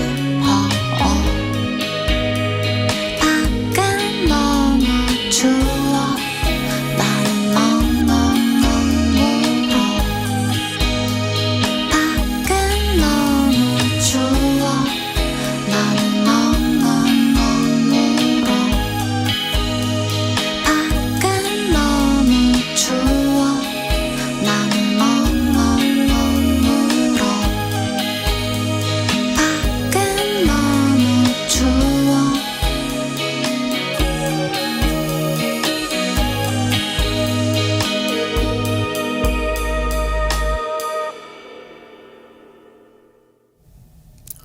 오늘의 발견에 이어서 김사월의 엉엉 들으셨습니다. 김성원의 시사는 언제나 청취자 여러분의 관심과 참여 기다립니다. 오늘도 방송 내용과 관련한 청취자 문자 의견 들어오고 있는데요. 휴대전화 뒷자리 4936 쓰신 청취자분께서 다가올 가을에 감사하고 그것을 일깨워준 한동일 작가님과 김성원의 시사야 감사합니다. 이렇게 문자를 주셨어요. 그리고 5571님 유달리 더웠던 지난 여름 말복이 오면 한풀 꺾이겠지 하고 하루하루 버텼지요. 더위나 추위를 견디기 힘든 이들이 약자인데요. 모두가 행복한 세상이 올까요? 이렇게 문자 주셨습니다. 지금 처서까지 지났잖아요. 근데 백로가 한 2주 정도면은 오더라고요. 이게 이슬이 맺힌다는 거잖아요. 사실 가을에 날씨가 이렇게 선선해지는 느낌 딱 받을 때 이제 이슬이 생기잖아요. 제가 글쎄요 이렇게 아무런 과학적 근거 없이 예측하자면 백로쯤이면은 가을바람이 불지 않을까. 지금 저는 속으로 그런 마음 가지면서 계속 버티고 있는 중입니다. 청취자 여러분께서들도 그런 생각 같이 하시면서 조금 좀 힘든 이 시기에 잘 넘기셨으면 좋겠고요. 아직까지는 뭐 그렇다고 해서 긴장을 늦출 수 있는 상황은 또 아니기 때문에 하여튼 요 시기만 하여튼 잘 견디면 어떨까 그런 생각을 해봅니다. 그리고 지금 어제도 저희가 방송하는 중에 기상특보 계속 중간중간에 전해드렸는데요. 지금도 기상특보가 또 들어와 있습니다. 조금 전 11시경 호우로 산사태 위험이 높아서 경기, 강원, 충북 지역에 산사태 위기경보 경계 단계, 제주를 제외한 전국에 산사태 위기경보 주의 단계가 발령됐다는 소식 전해드립니다. 호시 산림과 인접한 주택에 머무르지 마시고 산림과 떨어진 곳으로 대피하시기 바랍니다. 또 대피 명령이 있을 때에는 마을회관, 학교 등 지정된 대피소로 노약자 어린이와 함께 이동하시기 바랍니다. 우리 지난번에도 폭우 많이 내렸을 때 그때도 산사태로 많은 인명피해가 발생했었잖아요. 근데 전조 증상이라고 해서 이렇게 우르릉 흔들리는 그러니까 소리가 들린다거나 아니면은 나무가 쓸린다거나 그리고 갑자기 물이 터진다거나 이런 게 없었던 건 아니더라고요. 그러니까 그런 게 다 있었더라고요. 나중에 보면. 그래서 우리 동네는 괜찮아. 내가 사는 데는 한 번도 그런 일이 없어라고 생각하지 마시고 지금 갑자기 폭우가 지금 쏟아지는 현상 나타나고 있으니까요. 이렇게 산사태 위험 경보까지 내린 상황이기 때문에 주변 지역에 계시는 분들은 좀 비가 많이 온다 싶으면 좀 다른 아시는 집에 가서 주무시거나 아니면은 지금 마을회관이나 이런 쪽에 마을회관도 요즘 시설 잘 돼 있으니까요. 가서 이 밤 보내셔도 어떨까 그런 생각이 듭니다. 내일도 좀 긴장해야 될 것 같고요. 비 계속 내린다고 하니까요. 네, 피해 소식 안 들렸으면 좋겠습니다.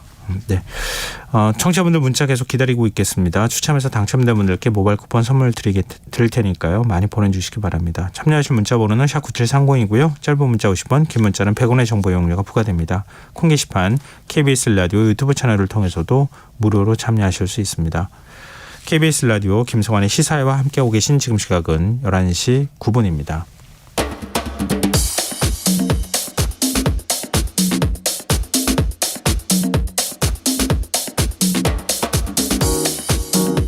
오늘 일어난 세상 곳곳의 소식들 당일 배송으로 전해드립니다. 밤참 뉴스 이영경 뉴스캐스터 함께하겠습니다. 안녕하세요. 네, 안녕하세요. 네, 오늘 민방위 훈련이 6년 만에 실시가 됐네요. 네, 민방위 훈련이 사실 굉장히 위급한 공습 상황이 발생했을 때나 재난 상황이 발생했을 때 신속하게 대피하는 요령을 익히기 위해서 진행이 되는데 네. 그동안 못 봤다 하시는 분들 계실 거예요. 남북 긴장 관계도 좀 완화된 측면도 있고 코로나19 때문에 2017년 8월 이후에는 민방위 훈련이 실시가 되지 않았거든요. 말씀하신 것처럼 6년 만에 일반 시민을 포함해서 전국으로 확대 실시가 됐습니다. 그동안은 공무원들 위주로 훈련에 참여하는 모습이었는데 오늘은 전 국민이 참여하는 공습대기 민방위 훈련이 실시가 됐습니다. 오늘 오후 2시 정각에 사이렌이 울렸고요.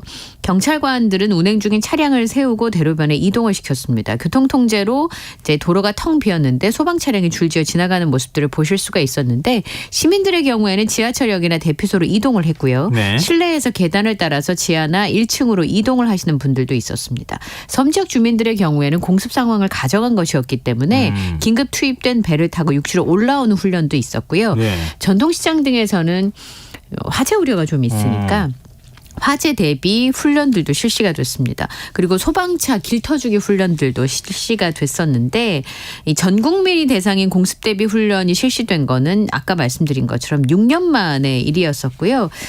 그리고 이제 전국의 민방위 대피소가 어디 있는지 모르셨던 분들도 계셨을 것 같은데요. 17,000여 곳이 지정이 돼 있습니다. 그리고 훈련 중에도 국민들의 불편을 줄이기 위해서 철도, 지하철, 항공기, 선박은 정상 운행이 됐고 병의원도 진료는 정상적으로 진행이 됐습니다. 대피소 저도 그 앱 있잖아요. 찾아보니까 아파트 지하주차장 이런 곳이 많이 나오더라고요. 네, 그렇죠. 지하주차장에서 대피를 하는 게 잠깐 몸을 피하는 건가? 네. 아니면 지하주차장에서 생활이 가능한 뭔가 용품이나 이런 것도 갖추고 있는 건가? 그런 준비는 과연 돼 있는 건가? 네. 이런 생각, 그런 의문을 좀 잠시 가졌었거든요. 네. 근데 뭐 15,000군요? 17,000여 곳입니다. 17,000여 군요? 예. 이게 진짜 대피소 역할을 할 수 있는 것인가? 이 부분에 대해서도 주기적으로 점검하고 그럼요. 준비가 필요하지 않을까 네. 하는 생각 들었어요. 근데 뭐 오래간만에 이렇게 대피 훈련이 실시가 됐으니까 시민들 입장에서 조금 낯설기도 하고 그랬을 그쵸. 것 같은데요. 예. 어떻게 잘 협조가 됐습니까? 6년 만에 시행이 되다 보니까 시민 네. 참여율도 좀 저조한 측면도 있었고 곳곳에서 혼선이 빚어지기도 했었습니다. 우선은 차들이 운행을 멈추지 않고 또 실제로 이제 공무원분들이 계속 안내를 하지만 그냥 지나치시는 분들도 많이 있었는데요. 네. 죄송합니다. 몇 분만 좀 기다려 주세요. 이제 통제되는 시각이 있으니까. 그런데 그 부분에 대해서 이제 저도 문자 메시지를 받기는 했었습니다만 네. 그 부분에 조금 화를 내시는 분들도 계셨고요. 훈련에 참여한 시민들은 그런 분들이 한두 분 계시면 아니 나는 성실하게 참여를 하는데 나도 바쁜데 네. 저렇게 가는 사람이 있네. 그리고 이제 자리를 이탈하는 경우들도 좀 있었습니다. 그리고 대피 안내 방송에도 백화점 같은 경우에는 아랑곳하지 않고 또 지하철 입구에도 시민들이 그냥 보여주기식이다 뭐 이렇게 생각하시고 제대로 지키지 않아서 혼선이 빚어진 것도 있었고요. 또 경보음이나 대피 요령 같은 경우는 제대로 전파가 안 돼서 지금 말씀하신 것처럼 혼란을 가중시켰던 측면도 있습니다. 사이렌 소리를 못 들었고 휴대전화로 민방위 훈련하니까 통제한다는 재난 문자만 받았다는 분들도 있는데 행정안전부에서는 재난 문자와 라디오 방송을 통해서 훈련 홍보를 강화하고요. 그리고 이제 사이렌이 들리지 않은 곳이 있었다라고 하는 오늘 증언들이 있어서 그런 부분들은 개선하겠다라고 하는 입장입니다. 어떤 분들은 실제로 민방위 훈련 지금 말씀하신 것처럼 실전의 상황에 투입이 됐을 때 네. 정말 효과가 있는지 의문을 표하는 경우가 있었어요. 그러니까 한 15분만 그냥 멈춰서 있으면 끝나는 거라고 생각할 수도 있는데 사실 재난 상황에서 그렇게 대응할 수는 없는 거니까요. 네, 그렇죠. 그리고 이제 외국인들의 경우는 제대로 된 안내가 안 돼서 지금 갈 수 있는 건지 얼마를 기다려야 되는 건지라는 부분에 대해서 홍보가 안 돼 있는 부분들이 있었기 때문에 그런 부분에 대한 토로들이 좀 있었습니다. 네. 근데 이런 재난을 대비해서 대피하는 훈련을 하거나 아니면 뭐 대응하는 훈련을 하는 거는 중요한 일이니까요. 굉장히 중요합니다. 예, 뭐 이건 긴장의 문제를 떠나서 얼마나 준비가 잘 되어 있느냐의 네. 부분을 우리가 한번 하나하나씩 점검해 볼 필요는 있지 않을까 그럼요. 그런 생각이 드네요. 다음 뉴스로 넘어가겠습니다. 어제 사실 좀 저를 놀라게 하셨던 소식이 있었어요. 네. 사망한 초등학교 교사 유족이 이른바 이제 연필 사건. 네. 가해 학생 학부모가 현직 경찰 강부하고 검찰 수사관이다 이런 주장을 했다고 어제 네. 전해주셨잖아요. 네. 이 사실 확인이 좀 필요할 것 같아요. 이런 얘기를 제가 했었는데 네. 맞습니까? 그러니까 경찰관인 건 맞는데 중요한 건 부모님의 그 직업이 경찰이었다는 게 문제가 아니라 네. 그로 인해서 외압을 행사했느냐라는 부분들이고 또 이후에는 조사 결과에 부모님의 직업이 영향을 줬을 것인가.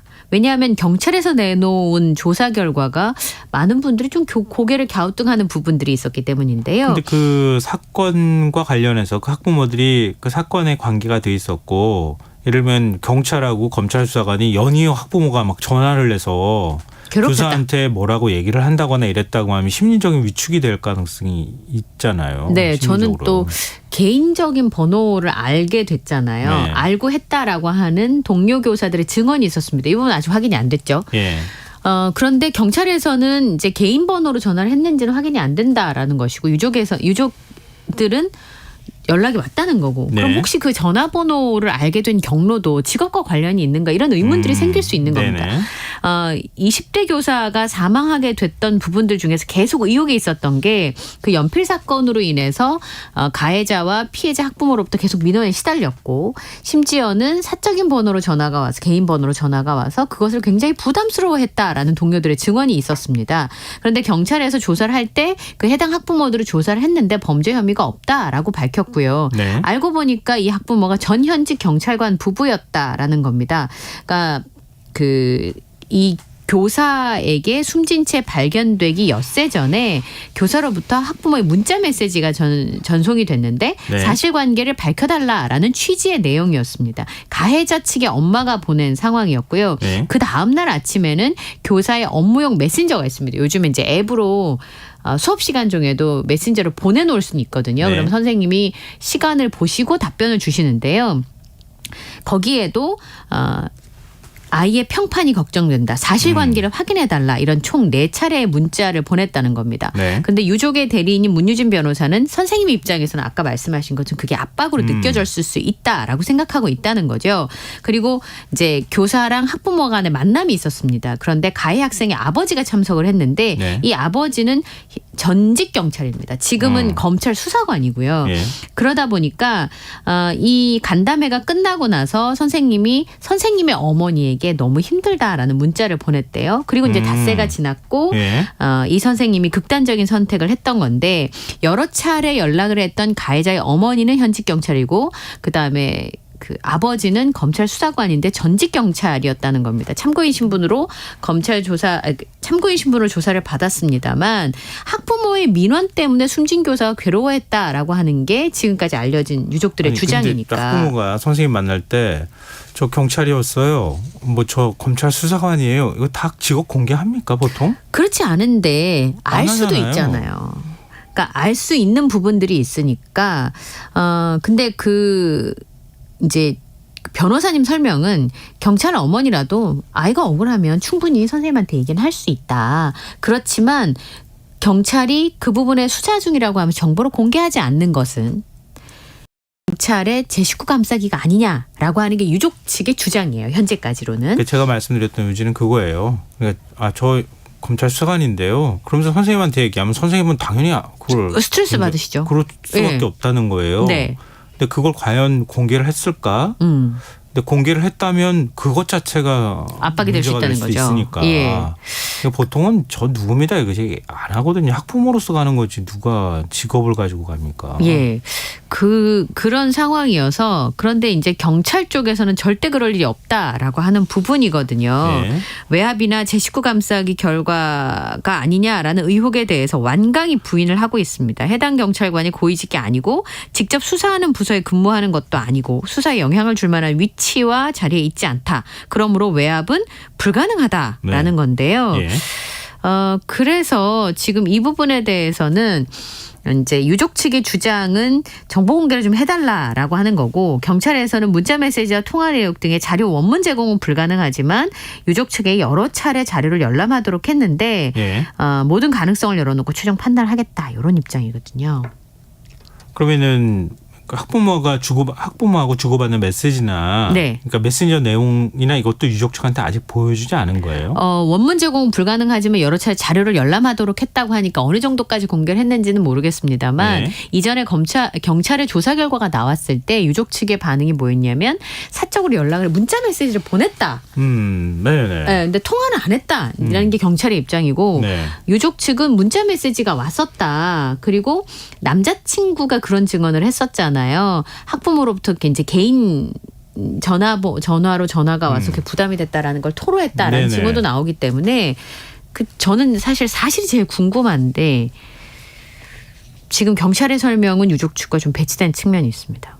그러게요. 뭐 교사 노조가 주장하는 것도 다르고. 네. 처음엔 경찰이 설명한 걸로 보면은 뭐 특별히 문제도 없고 학부모로부터 이른바 연필 사건으로 크게 뭐 스트레스 받을 일이 없었던 것처럼 보였는데 실제로 지금 나오는 얘기를 보면은 메신저도 주고받고 네. 전화도 했다고 하고 왜 그 얘기를 안 하죠?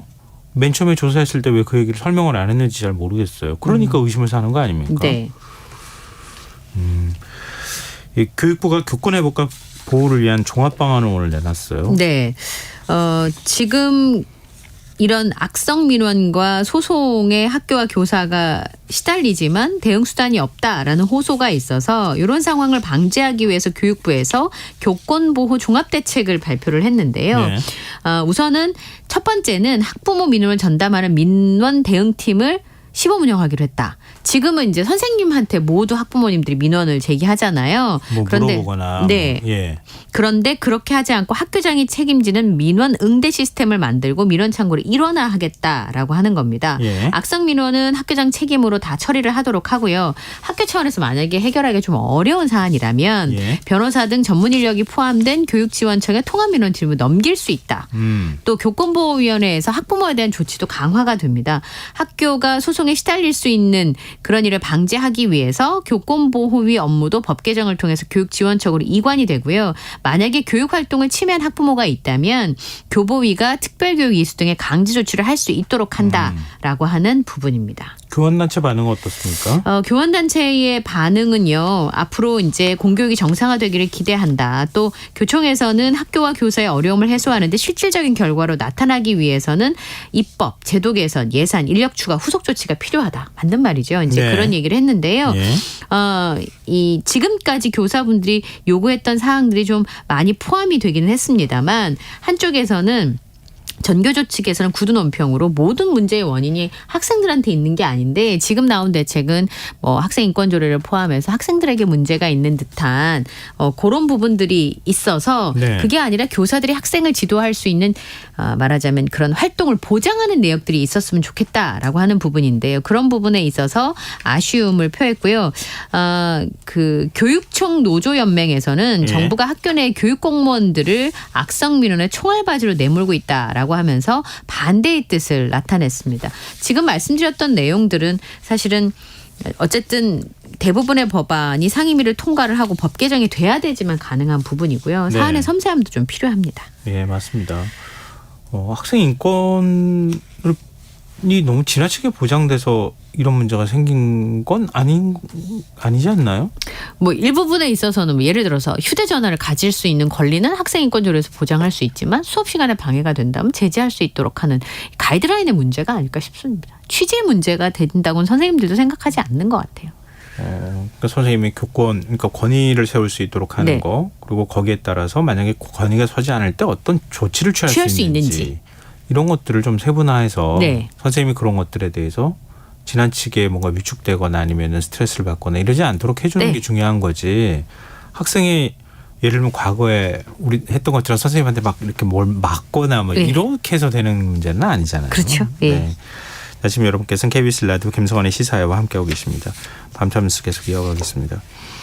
코로나19 감염병 등급이 4등급으로 전환이 되네요. 네, 그러니까 독감과 같은 등급이 된다는 얘기인데요. 네. 신규 확진자가 6만 명까지 하루에 늘어나다가 최근에 감소세로 들어섰다라고 판단을 하면서 방역 상황도 안정적으로 관리가 되고 있다는 판단하에 따른 결론인데요.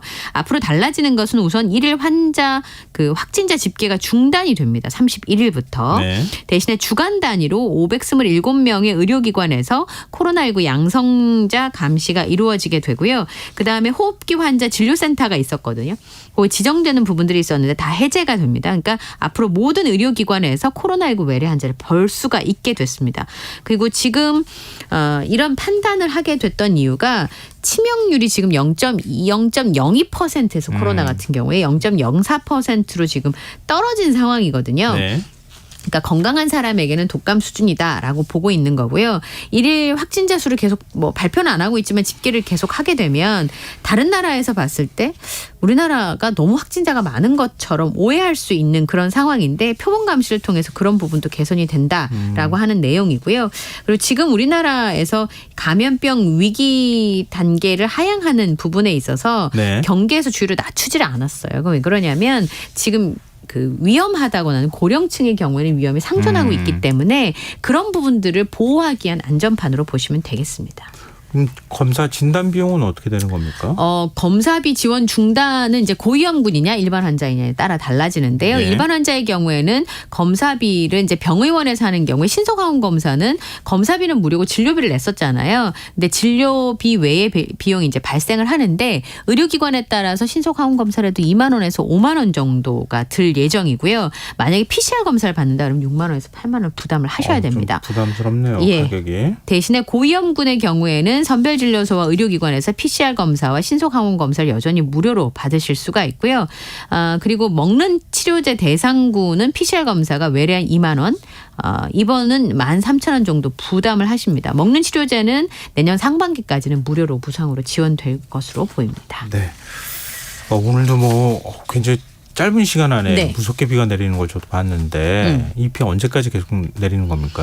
우선은요 2차 장마가 시작될 것이다라고 하는 예상이 나오고 있는데요. 내일까지 경기 남부와 강원 영서, 대전 충남 등지는 그리고 부산과 울산 같은 경우는 내일 오전부터 밤 사이에 시간당 30에서 60mm의 강한 비가 내릴 것으로 보입니다. 이번 비에는 모레쯤 되면 그칠 것으로 예상을 하고 있는데요. 네. 근데 주말을 굉장히 덥겠습니다. 그리고 다음 주부터 이른바 2차 장마가 시작될 것으로 예상을 하고 있는데요. 우리나라 북쪽에 위치한 차고 건조한 공기와 남쪽에 있는 상대적으로 따뜻하고 습한 공기가 만나게 되면서 정체전선이 만들어지면 비가 길게 이어질 수 있기 때문에 다음 주에는 긴 기간 동안 잦은 비가 이어질 것으로 예상하고 있습니다. 네. 자, 오늘 밤참수 여기까지 하겠습니다. 지금까지 이영경 뉴스캐스터와 함께했습니다. 고맙습니다. 감사합니다.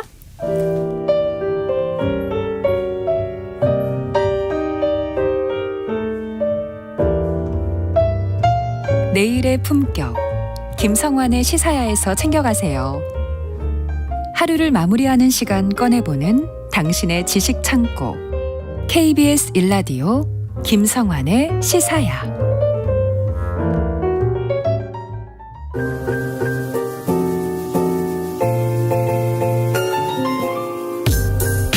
흥미로운 미술 세계로 안내해드리는 시간이죠. 미술랭 가이드 오픈 갤러리의 홍지혜 디렉터 나와 계십니다. 안녕하세요. 네, 안녕하세요. 오늘은 어떤 얘기 해볼까요? 진행자님 혹시 예. 히틀러가요. 네. 한때는 화가를 꿈꿨다는 사실 혹시 들어본 적 있으세요? 이건 굉장히 유명한 일이죠. 그렇죠. 유명한 스토리죠. 예. 그 히틀러는 청년 시절에 화가를 꿈꿨었고 그런데 최고의 미술학교인 빈 아카데미에 그 2번이나 원서를 넣지만 이제 결국 낙방했다는 그런 스토리도 많이 알려져 있는데요. 네. 최고의 미술학교인 빈 예술 아카데미에는 입학하지 못했지만 그의 그림 실력은 꽤나 훌륭해서요. 실제로 1차 세계대전이 발발해서 군대에 입대하기 전까지는요. 수채화나 그림 엽서를 그리면서 이제 생계를 이어나갔다고 합니다. 계속 화가로 살지. 네. 그러니까요. 그 외에도 또 이제 디즈니 만화에도 심취해서 백설공주나 일곱난쟁이 그리고 피노키오 등을 그린 이제 그런 기록도 남아 있는데요. 네. 남몰래 숨어서 일곱난쟁이 캐릭터를 그렸던 히틀러의 본성이 과연 우리가 알고 있는 살인마적 광기와 같은 걸까? 같은 사람의 것이 맞을까? 그리고 지금 말씀하신 대로 그냥 화가로 남았더라면 세계사가 바뀌지 않았을까? 2차 대전 같은 비극은 일어나지 않았을까? 이제 이런 상상들을 좀 해보는데요. 네. 그런데요, 이런 난폭한 성향을 가진 사람이 화가가 되면 어떤 일이 일어나는지 실제로 미술계에 이런 화가가 존재합니다. 천재적인 재능을 타고났는데요.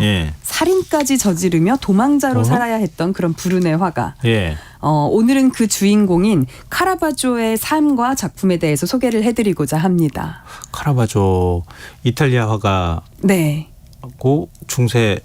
네, 중세라고 볼 수 있을까요? 네. 그 정도까지만 알고 있어요. 들어봤어요. 들어는 봤고 아마 그림은 조금 가물가물하실 분들이 많으실 거예요. 왜냐하면 굉장히 중요한 위치를 차지하고 있는 화가라고 보통 이제 네, 맞아요. 많은 화가들이 영향을 받은 그런 화가인데 또 그림으로 생각하자면 이렇게 누구나 그러니까 우리가 잘 알고 있는 뭐 고흐의 자화상 해바라기 혹은 뭐 다빈치의 이제 어떤 것 막 이제 이런 식으로는 매칭이 좀 잘 안 되실 거예요. 대표작이라고 할 만한 게 이제 많이 유명하지 않다고 생각하실 텐데요. 근데 막상 그림을 딱 보시면 이 그림 봤는데 하면서 알아보실 작품들이 있어요. 어떤 거냐면 머리에 풀잎으로 만든 이런 왕관을 쓴 남성이 과일을 들고 약간은 요염한 포즈로 화면을 응시하는 병든 바쿠스라는 작품이나 이제 또 신화 속 내용이죠. 홀로페르네스의 목을 베는 유디트. 그 이제 유디트 이야기랑 이런 그림들을 보면 이거 분명히 어디서 봤다라는 것을 아마 떠오르게 되실 텐데요. 어린 시절 이야기부터 작품까지 오늘 다 소개를 드리겠습니다. 카라바조는 1571년 이탈리아에서 태어났습니다. 근데 그의 본명이요. 원래 카라바조가 아니고요. 미켈란젤로예요. 아, 그래요? 미켈란젤로 메리시가 본명이고요. 우리가 잘 알고 있는 미켈란젤로가 있잖아요. 그 미켈란젤로가 죽고 7년 후에 태어났는데 거의 동시대 인물이네요. 네, 그렇지만 이제 세대는 다른 거의 이제 뭐 한 5, 60년 차이가 날 테니. 근데 아마도 르네상스의 거장인 이 미켈란젤로의 이름을 따서 지었을 것으로 알려져 있습니다. 왜 우리도 닮았으면 하는 유명인들의 이름을 차용하기도 하잖아요. 네, 맞아요. 그렇듯이 그가 정말 이탈리아에서 가장 유명한 두 번째 미켈란젤로가 되기는 한 거죠.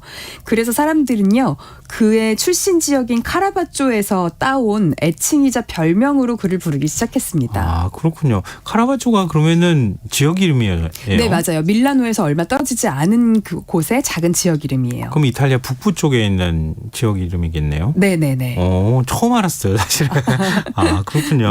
그럼 우리로 치면은 좀 그 로마에서는 많이 떨어진 거잖아요? 네, 그렇죠. 로마는 이제 남쪽이니까. 그렇군요. 좀 카라바조는 그럼 어렸을 때 좀 그 부잣집에서 태어났습니까? 유복한 환경에서 자랐어요? 둘 다 경험을 하게 됐는데요. 카라바조는 태어날 때는 유복한 편이었는데 6살 때 할아버지와 아버지가 모두 전염병으로 그 당시에 패스트가 돌았잖아요. 그래서 모두 세상을 떠나면서 어머니 혼자 5명의 아이들을 기르려다 보니까 이제 기세가 많이 기울게 됐습니다. 그때부터 카라바조의 놀이터는 거리였는데요. 거리에서 살아가는 서민들을 자세히 관찰하는 것이 카라바조의 취미였습니다. 그런데 신이 그에게 준 그 재능은 실로 대단했던 것 같아요. 13살이던 카라바조는 티치아노 등 당시 유명 화가의 공방에 견습생으로 들어가게 됐고요. 이 견습생들은 화가 옆에서 그림을 배우기도 하지만 조수 노릇을 하면서 돈도 받았거든요. 그래서 실제로 카라바조가 거기에 가서 견습생으로 얼마를 받기로 했다. 막 이제 이런 계약서에 어머니가 가서 막 사인도 하고 이랬다는 기록이 남아 있는데요.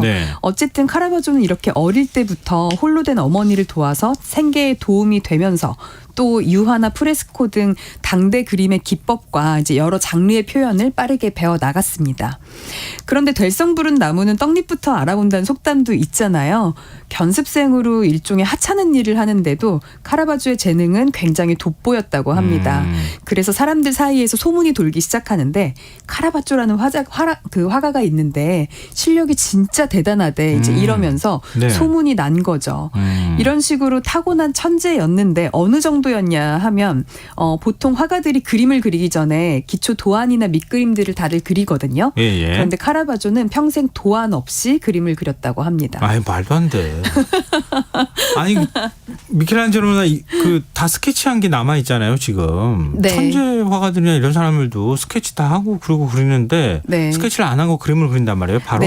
실제로 이렇게 그 기초 도안 없이 그림 그리는 방식이 있어요. 알라프리마라고 부르는데요. 아, 그래요? 네, 이거는 머릿속에 명확하게 어떻게 그려야겠다라는 이미지가 있어야 하기도 하고요. 네. 그 머릿속에 있는 이미지를 기술적으로 손이 안 따라가 주면 또 안 되거든요. 그렇겠죠. 그러니까 둘 다 같이 받쳐줘야 되는, 손과 머리가 같이 작동해야 되는 그런 방식인데, 이거를 보고 다른 화가들이 밑그림도 안 그리고 기본도 모르는 화가다라고 욕을 했다가 거의 신이 그려낸 듯한 그 결과물을 보고는 아무도 결국 뭐라고 하지는 못했다고 합니다. 근데 이게 대단하죠. 그 스케치 안 한다고 하면은요 그런 네. 거예요. 이렇게 붓으로 유화 같은 걸 찍어가지고 네. 예를 들면 이렇게 윤곽선을 그걸로 아예 붓으로 그냥 윤곽선을 만드는 네네네, 거예요. 맞습니다. 아, 그렇군요. 어차피 유화를 그릴 때 뭐 처음부터 진한 색을 칠하는 게 아니라 밑 바탕부터 네네. 깔기 때문에 네, 이제 그런 식의 그 그림은 그리겠지만, 보통은 뭐 이제 드로잉으로도 그리고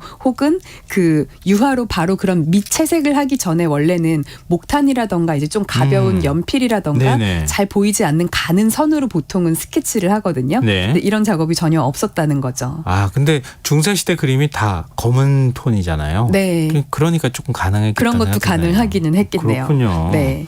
카라바조의 그림체는 강렬한 명암 대비와 사실적인 묘사가 특징인데요. 네. 명암 대비가 강렬하면 드라마틱한 분위기를 연출하는 데 유리하잖아요.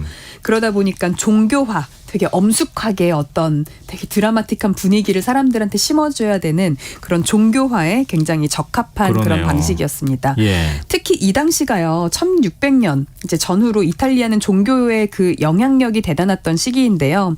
카톨릭의 추기경들이 앞다퉈서 그에게 그림을 의뢰했다고 합니다. 천부적인 재능을 타고난 카라바조가 곧장 로마의 슈퍼스타로 떠오르게 된 건데요. 카라바조의 인생 최대의 후원자는요, 프란체스코 델 몬테라고 하는 추기경입니다. 종교가 중요했던 시기에 추기경이 그를 후원하고 보증을 하면 이제 사람들이 그러니까 다들 믿고 저 그렇죠. 사람을 후원하는구나. 예. 일종의 우리나라에서도 뭐 유명인이 어떤 작품을 샀다. 뭐 이제 이런 식으로 되면 사람들이 관심을 많이 갖듯이 그의 앞길은 탄탄대로의 승승장구가 됩니다. 그가 28살이던 1599년에 그에게 결정적인 기회가 찾아오는데요. 추기경의 추천으로 한 성당의 예배당의 그림을 그리게 됩니다. 여기 작품의 제목은 성 마테오를 부르심인데요. 네. 마태복음 9장 9절에 나를 따르라 그랬더니 일어서서 따라갔다라고 하는 이 짧은 순간에 일어난 일을 담은 그런 작품입니다. 네. 세관에 앉아서 다른 직원과 그날 거둔 세금을 계산하고 있는 마테오를 예수와 베드로가 예고 없이 찾아와서 부르는 그런 상황인데, 가만히 앉아있다가 이들을 바라보는 그 세관 인물들의 다양한 표정과 포즈가 굉장히 생생하거든요. 또 화면의 우측에서는 빛이 한 줄기가 들어와서 굉장히 극적으로 표현이 되어 있어요. 네. 이 그림을 본 사람들은 정말 깜짝 놀랐습니다. 왜냐하면 너무 생생해서 그림 안에서 마치 사람이 막 튀어나올 것만 같은 거예요. 네. 막 주변에 대박이라고 엄청 소문을 내고 다녔겠죠. 그렇죠. 근데 생각해 보세요. 당시에는 인터넷도 없고 TV도 없고 카메라도 없어서 뭐 내가 뭐 어떤 이렇게 디바이스로 본다거나 혹은 인쇄물로 네. 출력을 할 수도 없잖아요. 네. 만약에 이런 게 가능했으면 이런 거구나 하고 이제 그림이나 사진으로만 봤겠지만 소문은 들리는데 실제로만 봐야 했던 그 상황. 네. 사람들이 너무 궁금했겠죠. 게다가 종교가 중요한. 그 위로 달려갔겠죠. 맞습니다. 이 그림 하나를 보려고 이탈리아 각지에서 신자들이 몰려들어서 교회는 연일 북적였다고 합니다. 특히 당시 유럽의 종교개혁의 바람이 불던 때였는데요. 아 그러네요. 네. 1500년 되니까. 성경 속의 그 극적인 순간을 잘 그려낸 이런 작품이 어설픈 그 설교보다 훨씬 더 그 신도들의 신앙심을 지켜내는 데 효과적인 거예요. 그러니까 다른 교회들은 어땠겠어요?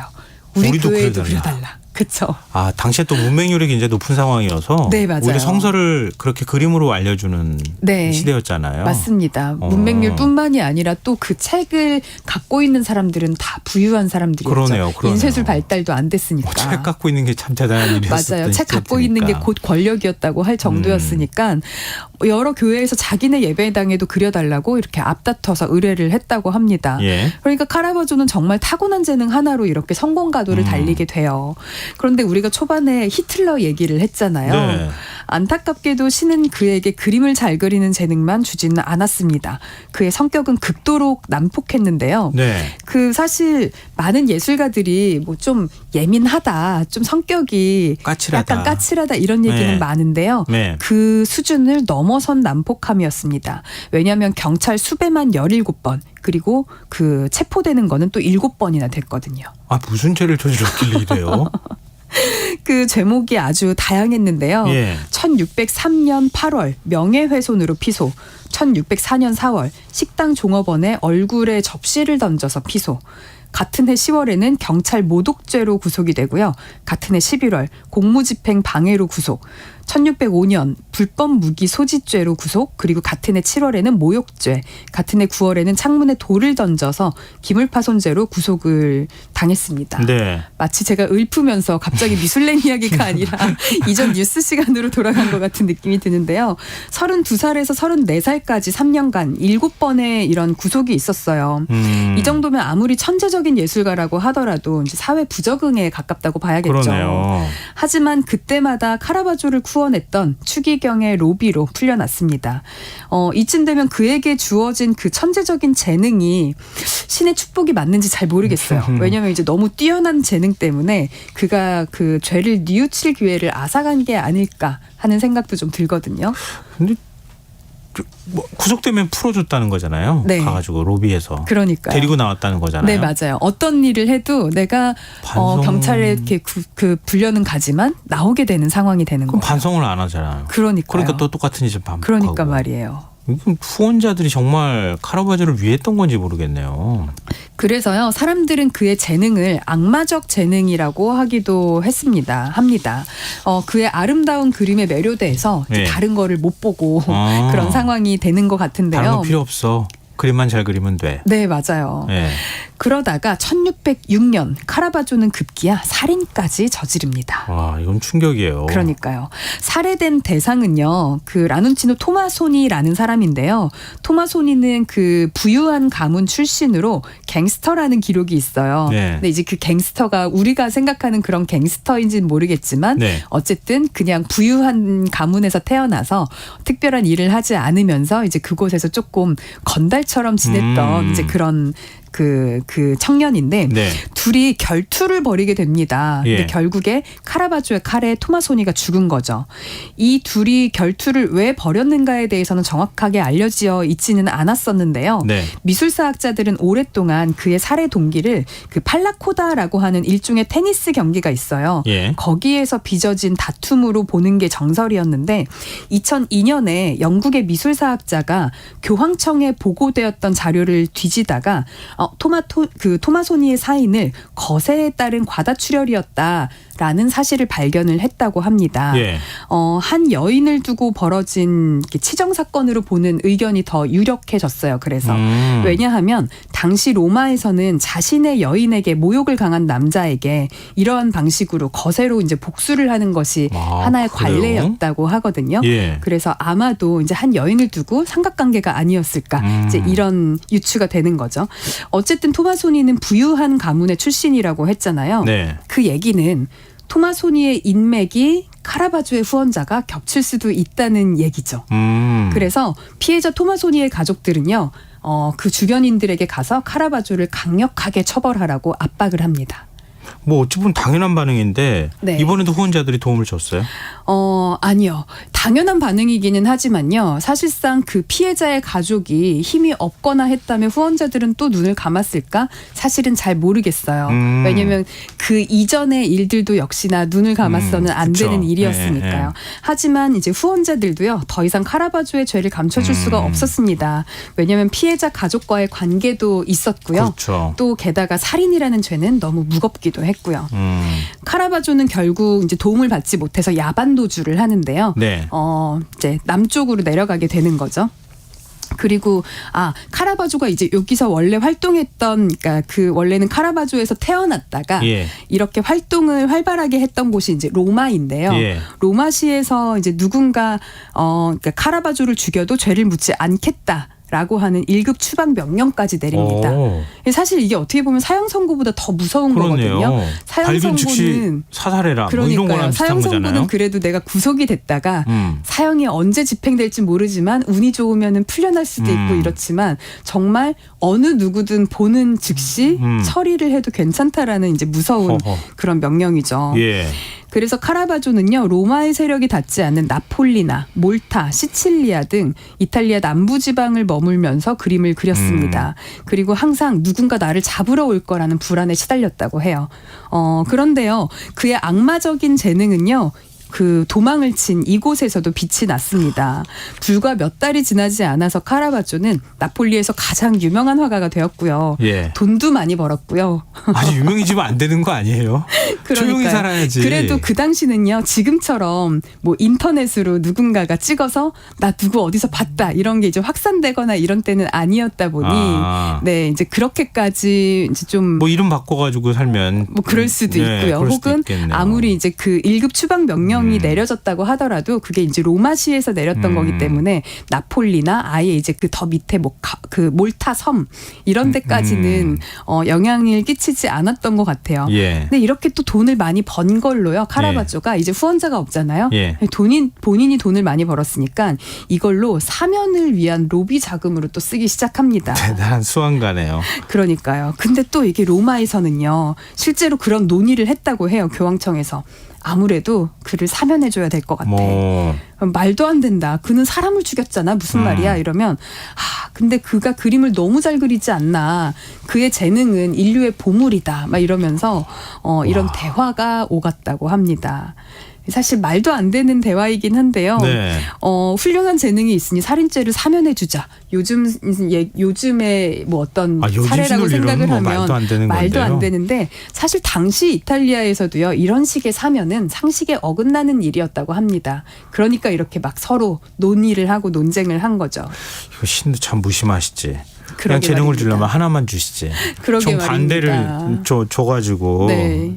삶이 굉장히 힘들었을 것 같은데. 네. 혹은 재능이 이 정도로 빛나지 않았다면 후원자도 이렇게 있지 않았을 거고. 그렇겠죠. 그러면 아마 그 애초에 살인을 저지르기 전에 뭐 이제 감옥에서 조금 뭐 죄값을 치르면서 반성을 했다거나 이럴 수 있었을 것 같은데요. 좀 비극이에요. 어떻게 보면. 수명을 다 하지 못했을 것 같아요. 제가 볼 때는.